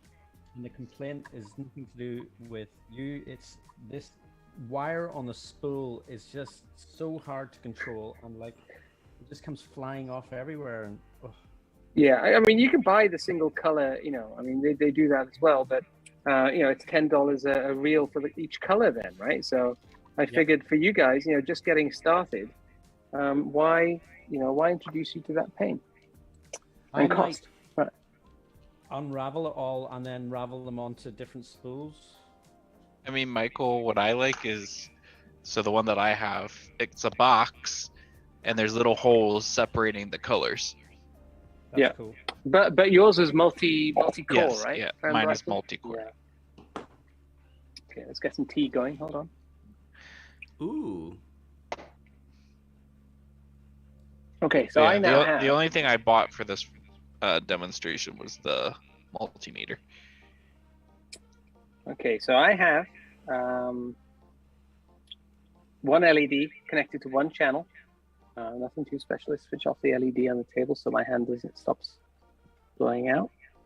Oh, wrong one. There we go. Off. Yes, it's off. Okay, so I now have an LED. It's not lit right now.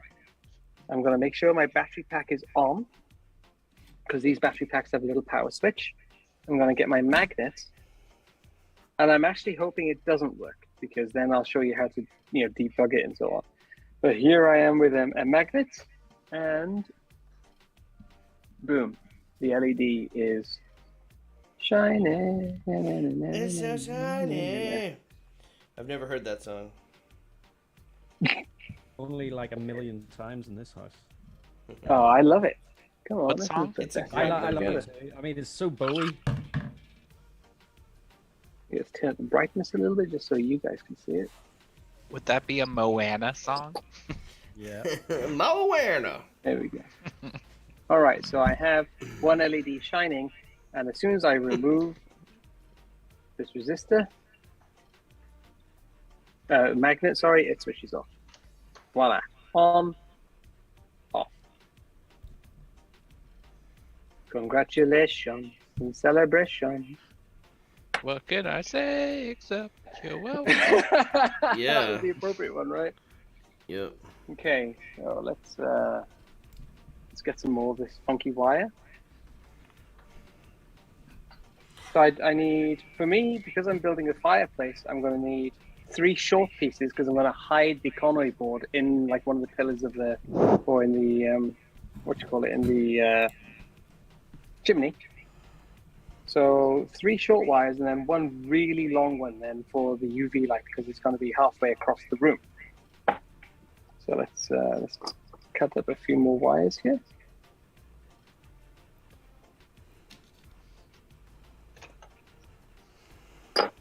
And I haven't looked at the chat yet.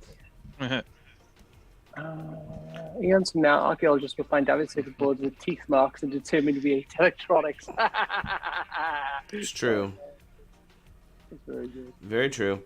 I remember, refresh my memory last week, Dafydd, and tell me, and I'm curious what what Zane and Michael do for this too. Now, do you solder your connection points after you wire wrap like the LEDs onto? Yes. Onto, yes. You Once do I know solder it them? works, yeah. Once it works, ideally you would solder them, and it Just doesn't have to be a because lot of solder. Just a titch, just another right? friction point. Yeah. Yeah, exactly. It's just another Okay. friction point, right? Just Copy something, that. And then hot I will glue, do of it. course. Oh, you hot Here we glue? go. You put hot glue Here we on go, it too, then. boys. Oh yeah. Oh, Look at you, Zane. Look at Okay, you. where's the reed switch? Where's the reed switch? Hold on. I had a malfunction. My hot glue wasn't hardened Oh, yet. jeez.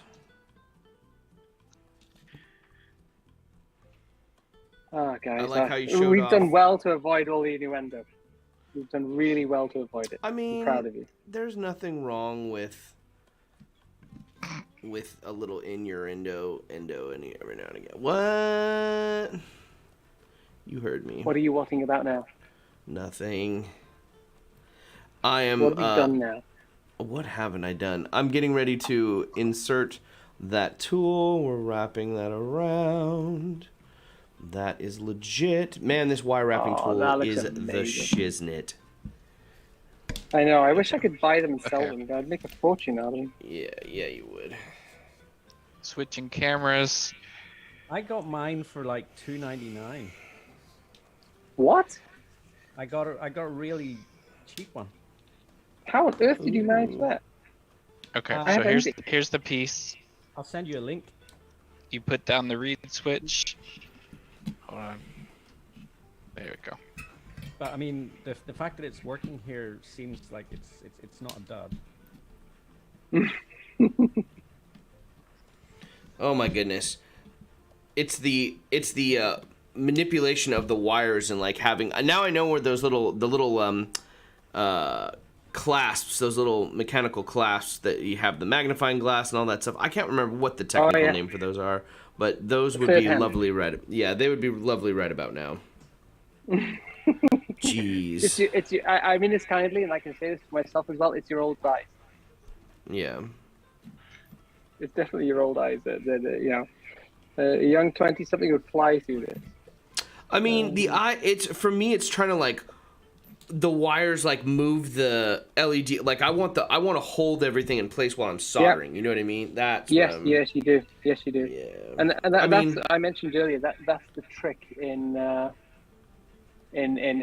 holding some things with two fingers and the wrong fingers and all that kind of thing. It's something that takes sadly years to master. Dafydd, I've got another irritating question for you. Oh, I love irritating questions. Because you've already answered it. I know that you answered it last week and probably have already done so today. But on the Conway Castle board, which pin is the positive and which pin is the negative? On the input or the output? On the output, like the 4 pins. Okay, the 4 pins closest to the USB connector are positive, and the 4 pins closest to the edge of the board are the negative. Right, that's great. And again, all of this, I know you've got me here on the line, right? I'm happy to help, but all of this is in the documentation for these boards, and the documentation isn't hard. I mean, I didn't design it to be like a Japanese hi-fi manual from the 70s. It's designed to kind of teach you a little bit. You'll learn something while reading them. Great with a cup of tea. I don't want to learn. Oh. No, you just want to do, don't you? Yeah. Hold on, let's see. Our video feed froze up for everyone here. Oh, Let's see no. what happened. Oh, they it can has. hear us. I Let's see if that blame switches. Californian internet. I do too.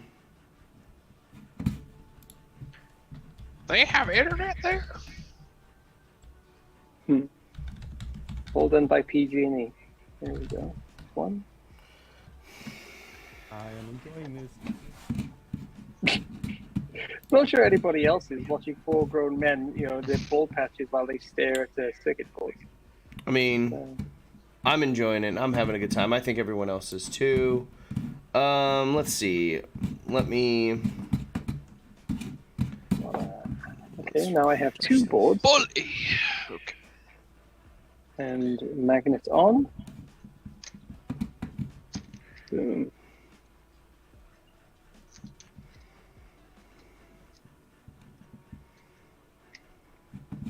I've got too many lights on in here in the lab, trying to illuminate my glorious face.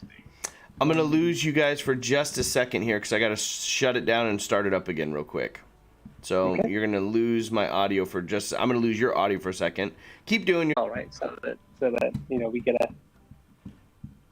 It doesn't just lead to the gods of YouTube. Oh, you would be... Don't assume everything, David. That would make sense. I should probably record them and post them up there, but I don't. All right. But what I can doing is 2 LEDs this. functioning now. Oh, there we go. Things are active again. Things are. I see the YouTube working again. Yeah, it's So working. I've got 2 LEDs got it up going. I'm happy with those. Now I wonder. I think these are my UV LEDs.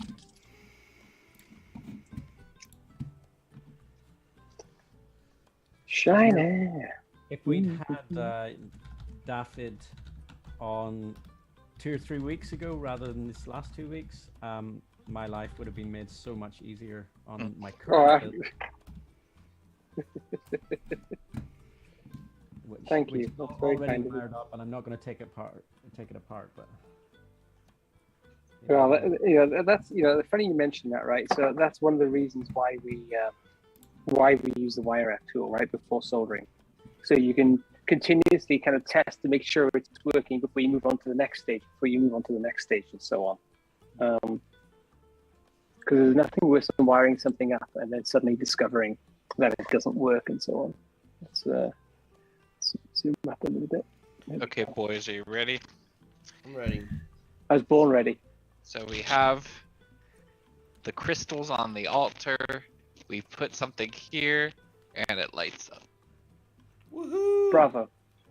Bravo. Yeah. That's exactly the kind of Nice, dude. And the thing is, your players, the first time they see it, they don't expect it. They just think you got like white crystals around there. Zane, I missed that. Please show me. Sure. So we have our crystal altar set up here. You put something like a sacrifice or something else there, and now they're lighting up. That's cool. So, The one so in the as center a changes colors. as a DM, what storyline would you have for that? Like, you know, when the five stones finally, light up, your something will happen, right? And you know, in other words, you don't always have to have the mechanical thing happen. That can be part of the story. I say you stand there and slit your wrist and do a sacrifice, and the crystals heal you. Yeah, I don't but know. my blood is not magnetic. But your character is. Okay. Oh, okay. So you meant for the character to slit their wrist. Okay. Yeah. All right. I'm with you now. Sorry, I may have missed something okay. there. And blood has metal in it, therefore it's magnetic. Actually, yeah, you do have iron in your blood, I guess, right? So it's blood is ferrous, I guess. That's a bit weird. Zane, did you do all of that from scratch today, or was that? Yes. Yeah, completely. I You're lying. flocked, I glued, I did everything. No, I don't mean that. I mean the electronic part. Oh yeah. You did? Yep. Yeah. That's the That underside. gives you an idea of, you know, I know Zane's got a little bit more experience in this kind of thing, but you know, again, with a little experience, Doing you that really today. can get It's on very my fast. end. Yeah, I'm not afraid of soldering or wiring. But this is my first time using a reed switch. So Oh God. Oh, it's easy. This is a young man's game, I'm telling you. Keep dropping wires and wait. No, it's not. Terraintronics.com. Come today. I'm just tinning up my wires. Get your reed switch set. That comes with the boards and the corner boards, and you're off. Oh, that's why. What broke the stream key? No, I forgot to press start streaming again when I restarted OBS. that'll do it. That'll do it. So yeah, that's a common problem. Yeah, if you it turns out you have to press start streaming in order to stream. Weird. Yeah, no, Weird. I Good to know. know. You have to be really determined to stream to start streaming. Oh my goodness. We'll see if this works. Sorry, So one of the I'm things sorry, Colin. it's not your fault. Welcome to the world of live streaming. Like this is it's good to keep us on our toes every once in a while. It's been a long time since I feel like I've been challenged with technical difficulties. So Been a long time. Yeah. Right. Quick question for you, Dafydd. I am now at the point where I'm going to put my reed switches into the series. Yeah. Now they're wired up with this thin wire. Yeah. How do I connect these two bits of thin wire? Wrap them around each other and apply a blob of solder. And then, I mean, I guess, do I worry about heat shrink? Yeah, add a little. So, okay, yeah, lesson learned for you. Put the heat shrink down the wire now, and then connect them together. Oh yeah, I made that mistake too. Yeah, no, and I can say that because I've done it, and I still continue to make mistakes like that.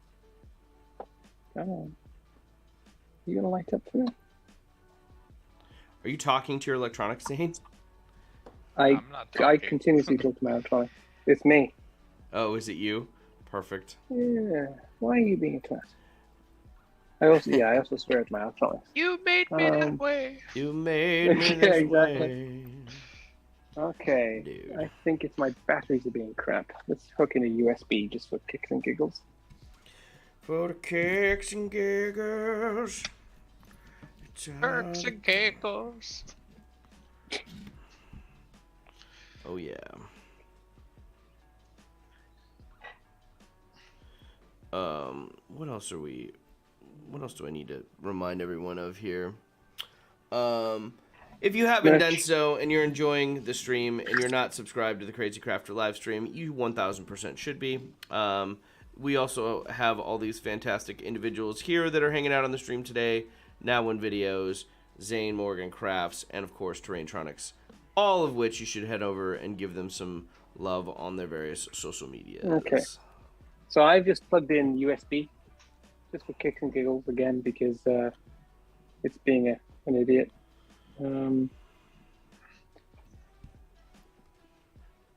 Hello, LED is not cooperating. Fine, be like that. I'm gonna live with mother and I'm taking the kids with me. Alright. Yeah. I have UV LEDs here. So quick look. UV LED. Diddle-diddle-dee-dee-dee. I just got a better idea. I was a UV LED. Where would I hang out? In the messy With all the other garage. cool UV LEDs. Yeah. Yeah, exactly. Yeah, son of Oh, they want to see the build again. Okay. Hold on. Let the people see. a... So we have this here. You put your offering on, which is the magnet. And there it goes. The middle one lights up to different colors.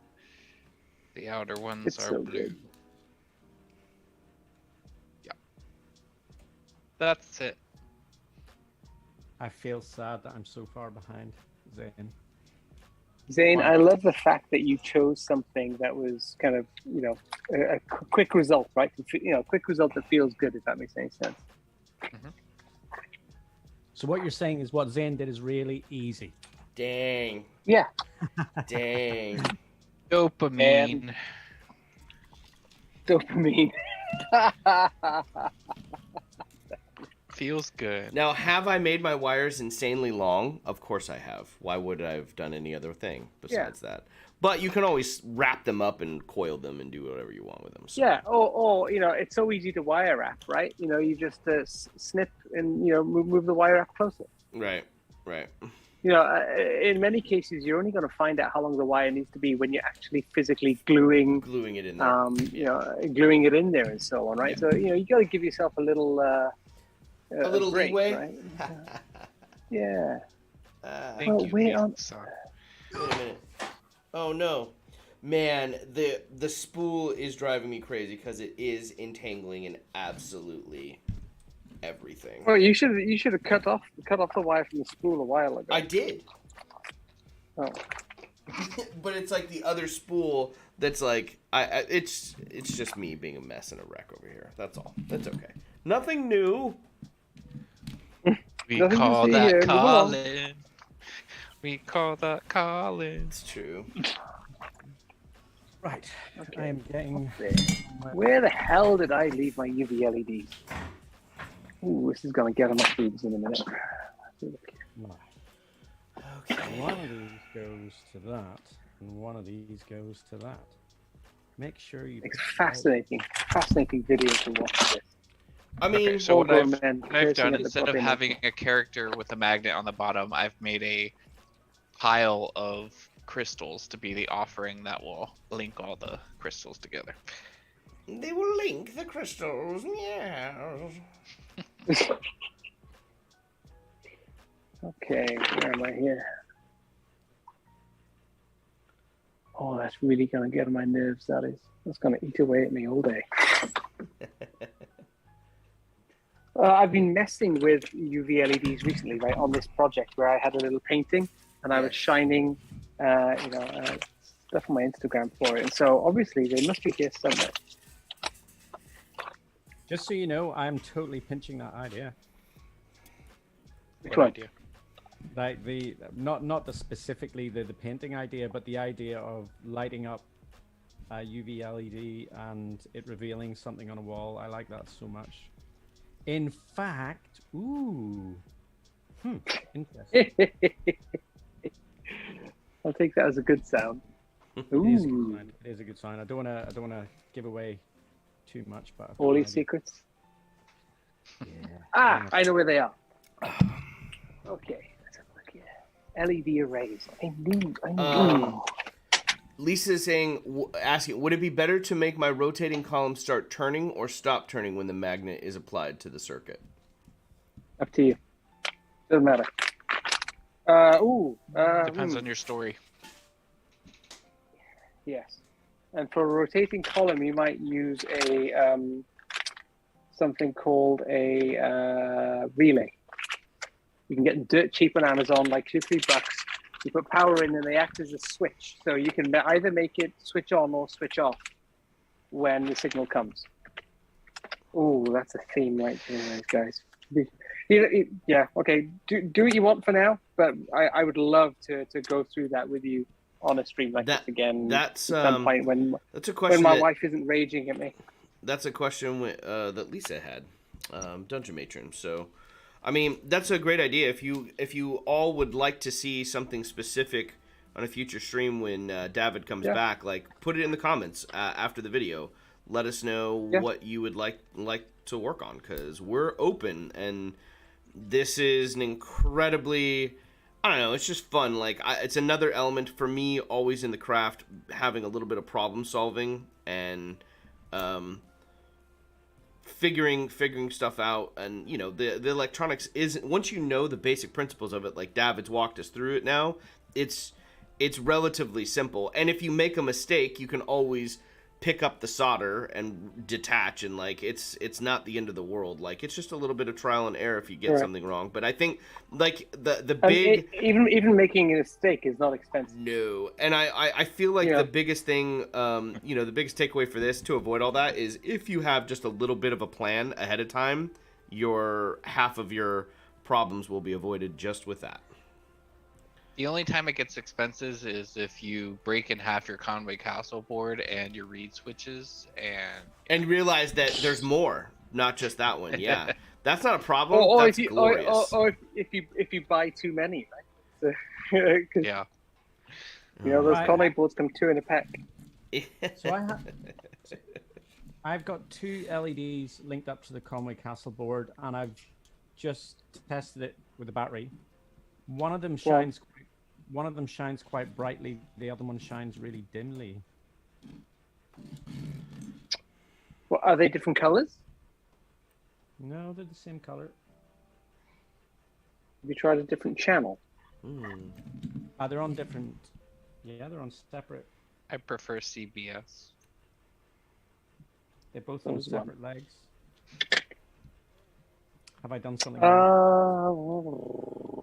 So I would disconnect the one that's not very bright and put it on a different channel, just to start off with. So what I'm trying to find out is it that channel, or is it the LEDs themselves? Okay, cool. I will do that. It'll take me a minute or two to do Voila. One UV LED and one flickering LED. The other LEDs just died. I think it's just dead LED. Okay, something else is going on there then, Michael. Something bigger, something nastier, something. Something. The drama. I love it. What have I done? What might be the other issue? What's the problem you think? Okay, so the areas, you know, the ways I would start solving this is I would switch the battery pack off. So the battery pack has a little power connector on it, right? Yep. I would be reaching for my USB power, right? And just, you know, for instance, I keep a whole bunch of little USB connectors, plugging that in, right? So you don't have any switches in the way, you don't have any wiring in the way, and just seeing, hey, what happens when I put it under perfect circumstances? Right, and then from there, pardon? I just don't have a resistor on it. You don't need a resistor on it. That's the whole point of a Conway board. Okay, so just plug in I'm plugging in the USB. So make sure the battery pack is switched off, right? There's a switch on the battery pack. Make sure that's switched off, because otherwise you're exposing the battery pack to voltages and batteries. So make sure that's off. Plug in your USB power and see what happens. Okay. right? So what you're doing now is you're basically saying the battery's disconnected, it's virtually gone, and I'm going to run this off USB. So that's what I've done. That's what I just did, right? Because these coin cell batteries are so darn unpredictable. Can I just plug this into my iPhone charger? Yes. Your iPhone charger is a lightning connector. Hello. Hey, buddy. Hello. They just said hello too. Okay, so they both work. Didn't All they? right. Oh no, sorry. We still have one light. I would say you need to check another channel, and if it's the channel, then you have a dud of some kind, or some damage has happened to it. Otherwise, it's the LED itself, Or your connection's not tight. or your connection's not tight enough. Yeah, that could be it as well, right? They're too high a resistance. Connection needs to be tight. Can you see how? They look almost the same to me. Maybe actually, I can see a difference now. I can see a This difference one on now. the right is. Okay, grab your screwdriver and turn the brightness. There's brightness control up and down, and that'll tell you if both channels are listening to the brightness. Yep. They're both listening. Then they're both listening. Then I would say the challenge is as Zane mentioned there, it could be you've changed channel, right? You take the dim one, put it on another channel. Yeah. So unwire wrap it and put it on another channel, right? And that's going to tell you very quickly whether that channel's just being a little bit flaky with you, or not. Whenever I just turned it up full power, Yeah. they're both pretty much the same brightness, and that seems to have balanced them out actually. They're both. Wouldn't be pretty surprised. So maybe it's just a bulb. These that's things, just- the LEDs can be a little bit fickle as well, especially these flicker ones. They're there's a bit more going on underneath the hood than a regular vanilla LED. Okay, so I mean, yeah, I'm not going to panic about it. That's gonna totally look fine. cool. I don't know if you guys can't. You guys have to see it play back on the stream, but I can't hold it up. Oh, I can hold it up to the other camera here too. But the way it's flickering, I've drilled a little hole in the base of my wood floor and thrown a couple LEDs up Beautiful. the side there, which is super cool. So now I wonder if I can add just the little LED braziers on the side. Like Braziers? not braziers. The Brassiers? Braziers, yeah, brazier. It's an entirely different. Maybe my encounter. I like my, big my, LEDs, and I cannot lie. my build's gonna take a different direction. They're hanging the You're gonna braziers have by like the a little fire. metal pole in the middle. Japanese club. Yep. It's gonna be a grand encounter, is what it's gonna be. Lord have mercy. There will be cigars. Yeah, there will. Okay. So there we go. I think for me, I need to do a bunch of foam and so on, but I've got a couple of LEDs here.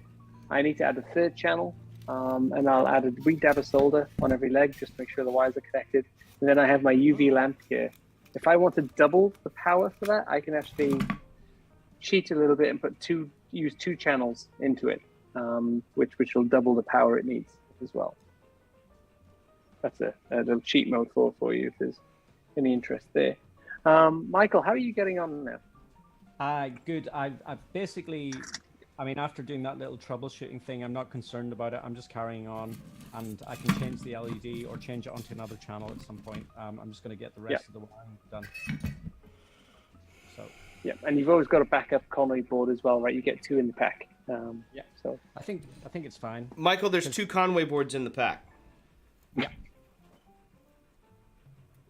Thanks, Colin. You're welcome. all right, guys.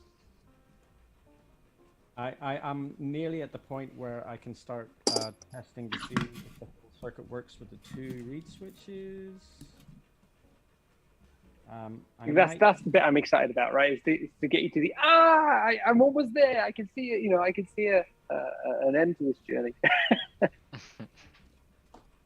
Now, one of the questions I do have for those at home as well watching, do you think this is something achievable, in the comfort and time of your own home, right? It's one thing to have someone guide you through it. Don't forget to solder this. Don't forget to do that there. Is it too complex? And if it is, which I'm willing to accept, how do I make it simpler? How do I make this more approachable? I don't think it is too complex at all. It's all pretty intuitive. It's maybe bite-sized parts. I don't know. Everyone has what they're good at and what they're not good at, if you know what I mean. So it's hard to tell what is too much. We have a Cairo in the waiting room. Oh. No, that's all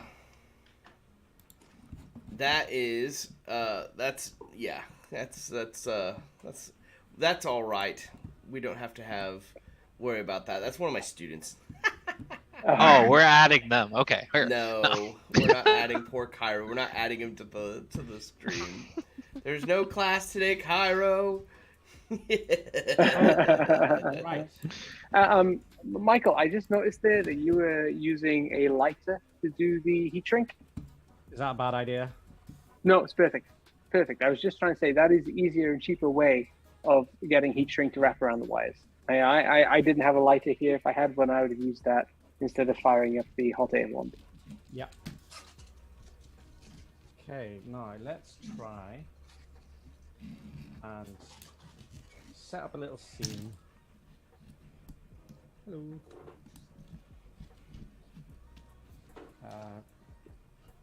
Tina said, Yeah, I'll call you up if I'm stuck, David. Always, Tina, no problem. I'm on the Discord. I'm on the Crazy Crafter Discord. And I'm also on the... I don't have a Discord of my own. I also hang out on the John's one. God, I've forgotten this channel. Tabletop Witchcraft Discord. Oh my as well. goodness. I'm telling you. Ooh. I've successfully burned myself on the stream today too, so yay. Way, I don't feel so bad anymore. I was doing it wiping off the solder from the sponge, and it like shot off the needle and like landed on my thumb. What is with you and projectile hot molten things? I mean, you think I'd learn, but apparently not. So the last burn I had was for my laser engraver, setting it up, Ooh. and it burned. Ouch. It burned about 2 millimeters in, cauterized everything instantly. But yeah, that's how nasty it can get. Yeah. So well.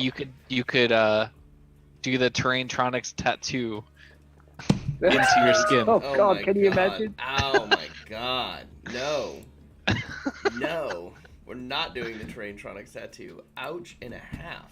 On the next stream. No. No. Zip, zip, zip, zip, zip. Well, Okay, solar powered. Oh wow. solar powered. Wow, people are getting creative. Table. Yeah, solar. Does it solar power a battery? If it does, then you're basically running battery powered. But if you're trying to run something directly from solar, yeah, that's really hard to get LEDs to light up from solar. You're asking for a bit more power than maybe what solar can comfortably. Yeah. As in like those little kind of jewelry rotating tables or whatever. Yeah. Pew pew pew! Ouchies, Dafydd. They just sort of comment on my laser burn. Yeah, it burned alright. That's what happens when you get a cheap Chinese machine. So, I was calibrating it one last time to get rid of it. So I've got rid of it now. So the new machine doesn't let me put my hand in while I'm tuning mirrors and things. Well, that's good. Yeah, exactly. I feel like I grew up with crappy tools, and now now I can have nice tools. Okay, I just need to go and get some tape so I can tape my reed switches to the back of this board, and then I'm back. Tina, I saw your comment there. It's that it looks nasty. Hey, as long as it doesn't suddenly cause cancer in the hands or something nasty like that, I don't know if lasers can do that. I think maybe I'd worry about my eyes if that was the case.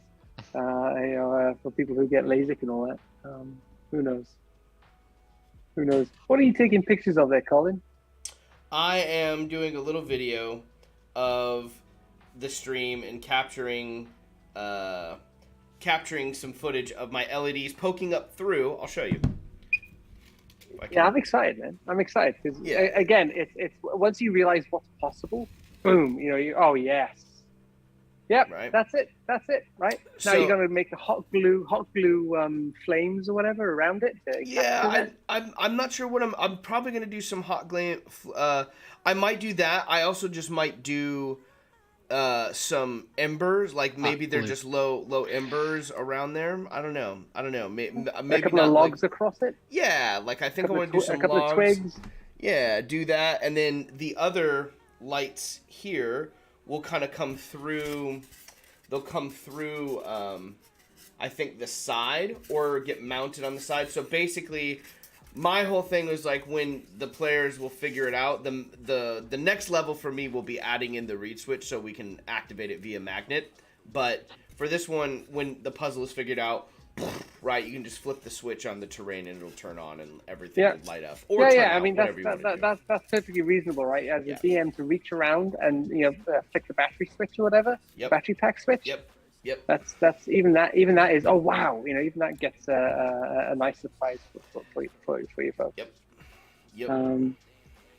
I just I'm a big fan of the reed switches because it's such a sort of invisible force, if you will. People Yep. don't look under their minis to see what's there, right? Or they don't know what's hidden under the floor. Right. So close. What if you're reaching for a button that drops their chair into the floor and they fall into the pit? Wow. That's the That kind would of be fun. interactive dungeon I that want. is that for your friend that's turned up or for their mini? Yeah. Do you know what would actually be cool is that you could also trigger actual traps. Now, I know people are pretty they don't want to ruin their minis or whatever, but if you turned up to a game and say, right, bring minis that you don't care if they get destroyed, and then you could actually set like little hammers that like smash the mini or like Makes it sound. Did you ever play Mousetrap when you were a kid? There's a game that you had to set up as you played, and then there's an eventual cage that came down. That's what it sounds like you just described. That's what I thought about. I also thought about your insulin trap, basically, that you had showed with the spikes. Yeah, the spike. So I took the door trap. Hold on. I think I put it on Instagram a while ago, right? Let me see if I can find it here, and I'll share the picture. And I showed Frankie, and he was like, "Nope." Yeah, that guy's damaged goods. Let's have a look here. Instagram. Bear with me. Isn't it sad when you've actually got to look on your own feed to find the stuff that you've posted rather than just finding it on your phone or something, it's quicker and easier to find it on Instagram. Where are you? Oh, I need to charge my computer. Hold on. Charge your computer. Where is it? ta-da, I'm nearly here. I'm about to be able to wow you with my room. Oh, that's annoying. I can't find it. Would it be under Reels? I still don't know my way around Instagram very well. Ah, here we go. Yeah, so What's now I can Instagram? show this, right? All right, this one, right? With the spikes that come through. So you can imagine, I'm not sure if you guys can see the screen there, but you can imagine, right now that's just repeating back and forth, that trap. It just, goes back and forth and looks scary. But a reed switch under that point in the floor that triggers that mechanism, Oh yeah. and then you make it conditional. Like if there's someone standing over here, then that reed switch doesn't count, for instance, right? And that's all stuff that's perfectly possible. And then a remote control for the DM, then like a little infrared remote control that they can bypass it, so that if one of the players decides to do a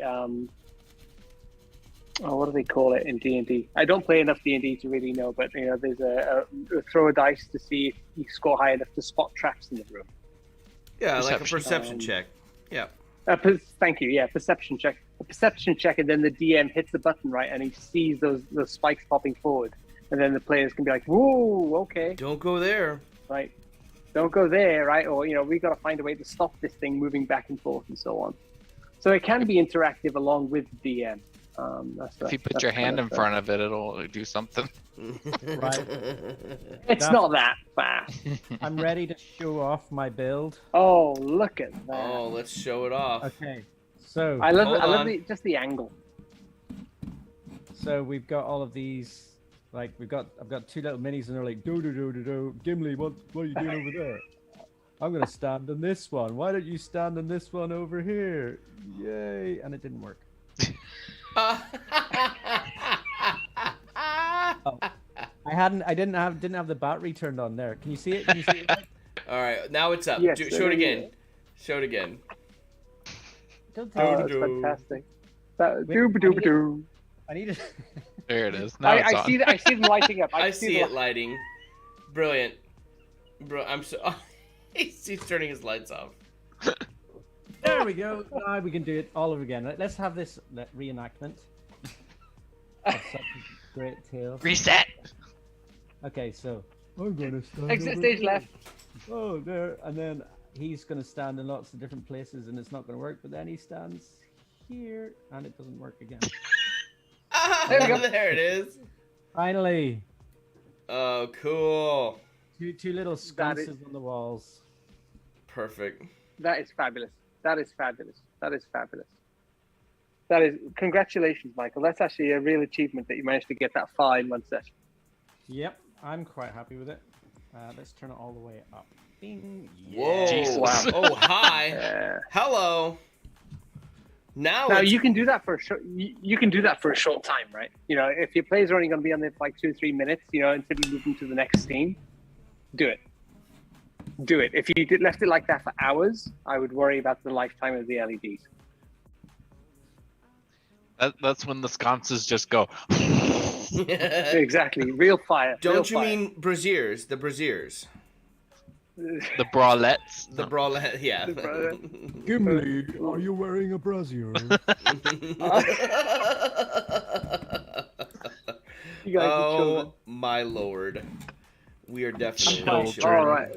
No, I think that's inspiring. I would love to see you finish that piece of terrain. I think it would be. I think it would be a beautiful example. Do you know what? I might very well do that. Yep. I'm excited. 6 to 8 business days. Yeah. Or weeks. No. In fact, Michael, I have a tabletop cons I'm planning on doing this year here in North Dallas. We can discuss numbers and things later on, but I would pay you to finish that. I think that is fabulous. You've had the aha moment. You've understood. You understood the assignment as the song goes or whatever, and it's something we can show in real time. It's great, I mean, really, I think a nice example. I think it's an initial thing, but the question is why does standing there turn on the lights, and what does the lights? The markings on the floor. Yeah, I guess. Pressure plates. I mean, it's pressure plates at the end of the day. What I mean, it's the standard. It's the standard thing in video games, right? Take the idea and turn it into. I think it could be more complicated. I think it could be better. You could make a Ouija board, and you slide them, and they if it's the correct answer, it'll light up or That's make cool. a sound, That's nice. make something move. A puzzle room. I like a puzzle room. I've got an idea. Right. So say you have a wall, right? And you've got to find an item or something, and like maybe the wall. Last week we had the shrines build, and someone had a wall with all of these skulls. Mm-hmm.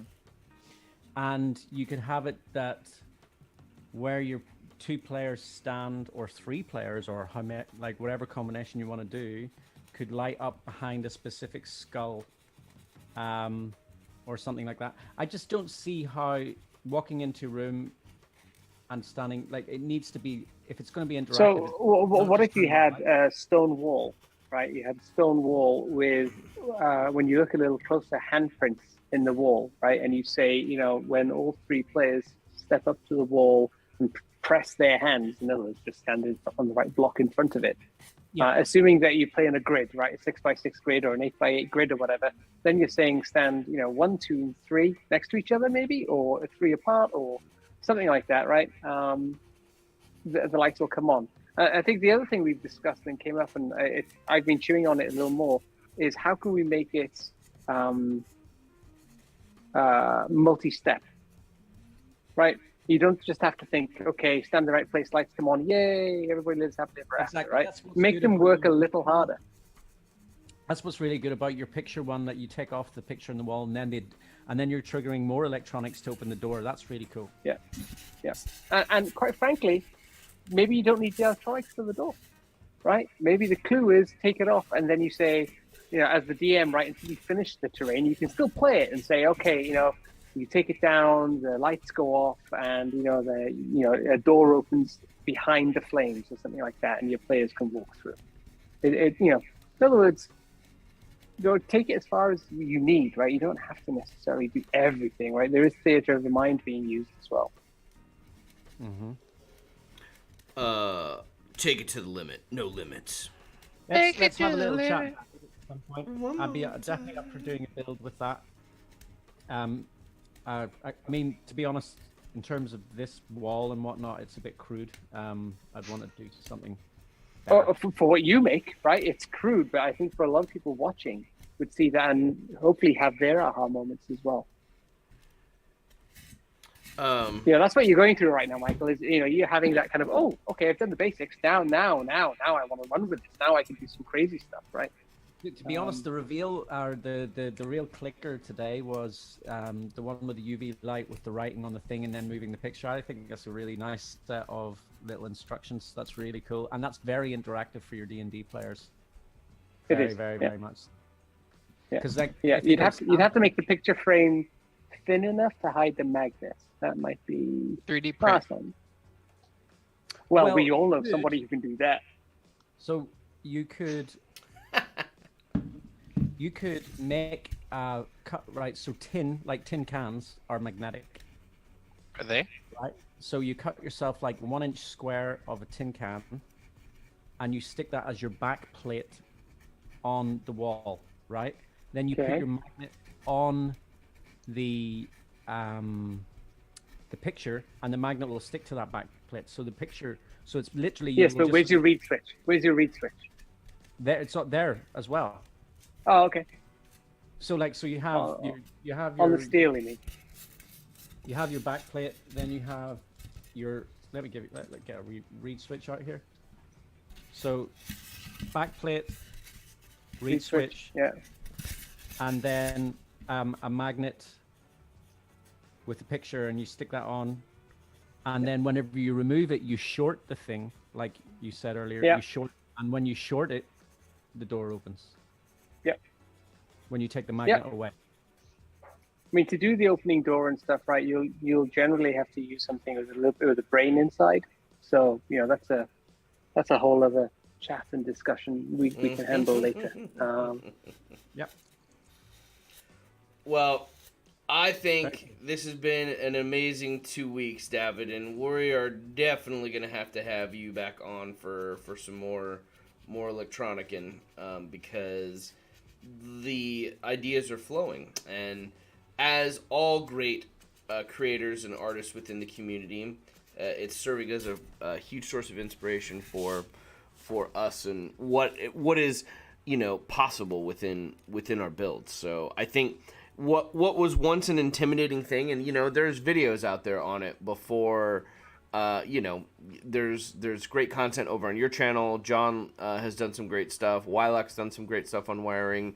I feel like after these last 2 weeks, it's no longer a scary thing having gone through and having a good instructor and teacher walk us through the process. So I'm looking forward to throwing electronics all over my stuff now. and now it's just There's a no matter excuse not to at least have a flickering torch in every build, right? Right. It's not expensive. It's not beyond the capabilities. You know, there's a small investment in getting started. You know, the basic tool sets and so on. But even the basic tool set was like $30. You know, That's people right. are spending way more than that on some stuff. You know, especially if you're a Games Workshop gamer or something, right? You're spending Right. significant. Or more even money someone than who's that. getting into like the hot wire tools, and you know, you're buying a prox on, like it's if you're investing in the hobby and you want to, it's not it's certainly a lot cheaper by comparison to some of the other things you can do. That's for sure. Well, it's a great I reminder. saw, is it cross at campaign terrain? I just saw he said my biggest hurdle will be getting players to let me magnetize their minis. Likely have to be All of sneaky them. about it. Yeah. And what I found is, you know, the magnets we needed were 2mm tall and, you know, 10mm or wider. You know, they fit in standard minis unless you're 3D printing the mini base. They fit. So yeah, it's you know, it's not visible, and it adds a little weight as well. You know. Yep. 2x5 in Gimli works just fine. Yep. Very well. Yep. 2x5 is quite strong, so like it's quite easy to just. The problem with a mini is that it comes with that crossbar in the bottom. So Not all minis do. Not all minis do, though, right? I mean, so No. I've got just generic bases without the slotter. I think they call it in the Games Workshop stuff. They call it slotter bases. Yeah. Yeah, they don't have that. Yeah, that would be better because then you can just glue it in. Mm-hmm. I dremeled out that middle section to stick my minis in, or to my magnets in. I would just take their minis and say, deal with it, I'm upgrading them. You want to play on my table? You gotta come prepared.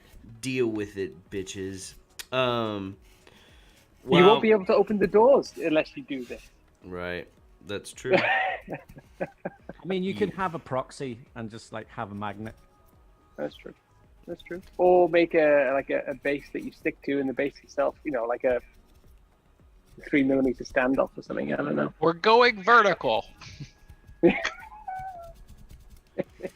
Jeez. Get your stilts on, boys.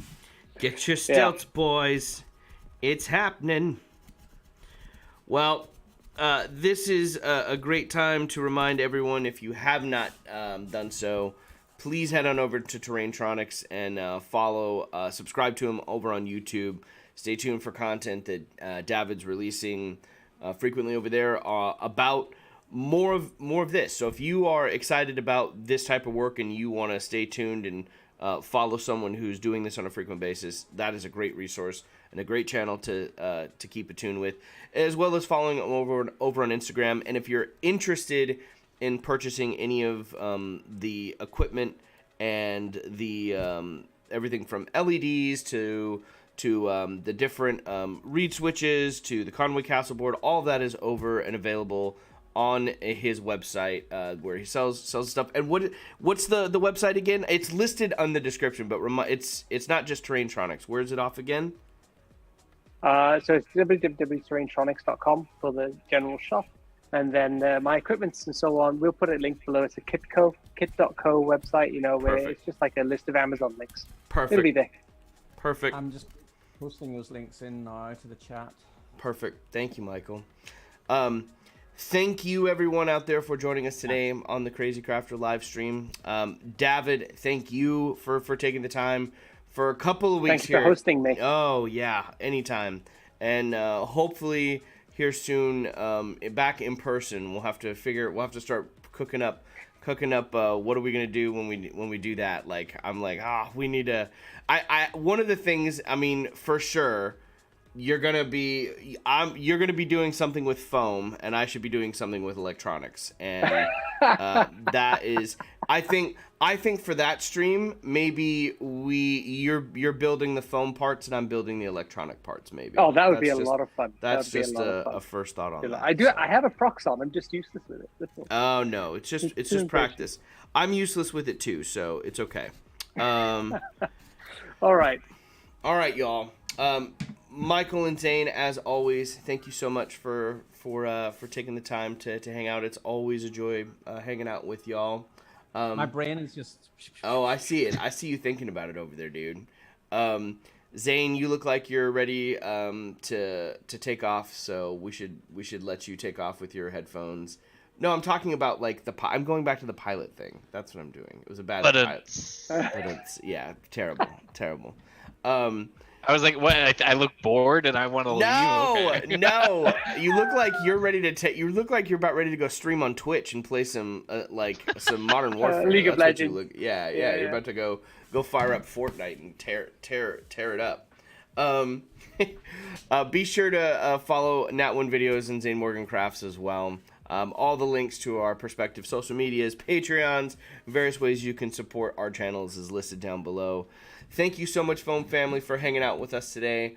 We look forward to hanging out with you on the next stream. Until then, be sure to craft your passion daily, and we'll see you on the next one. Cheers, y'all. Bye. Bye.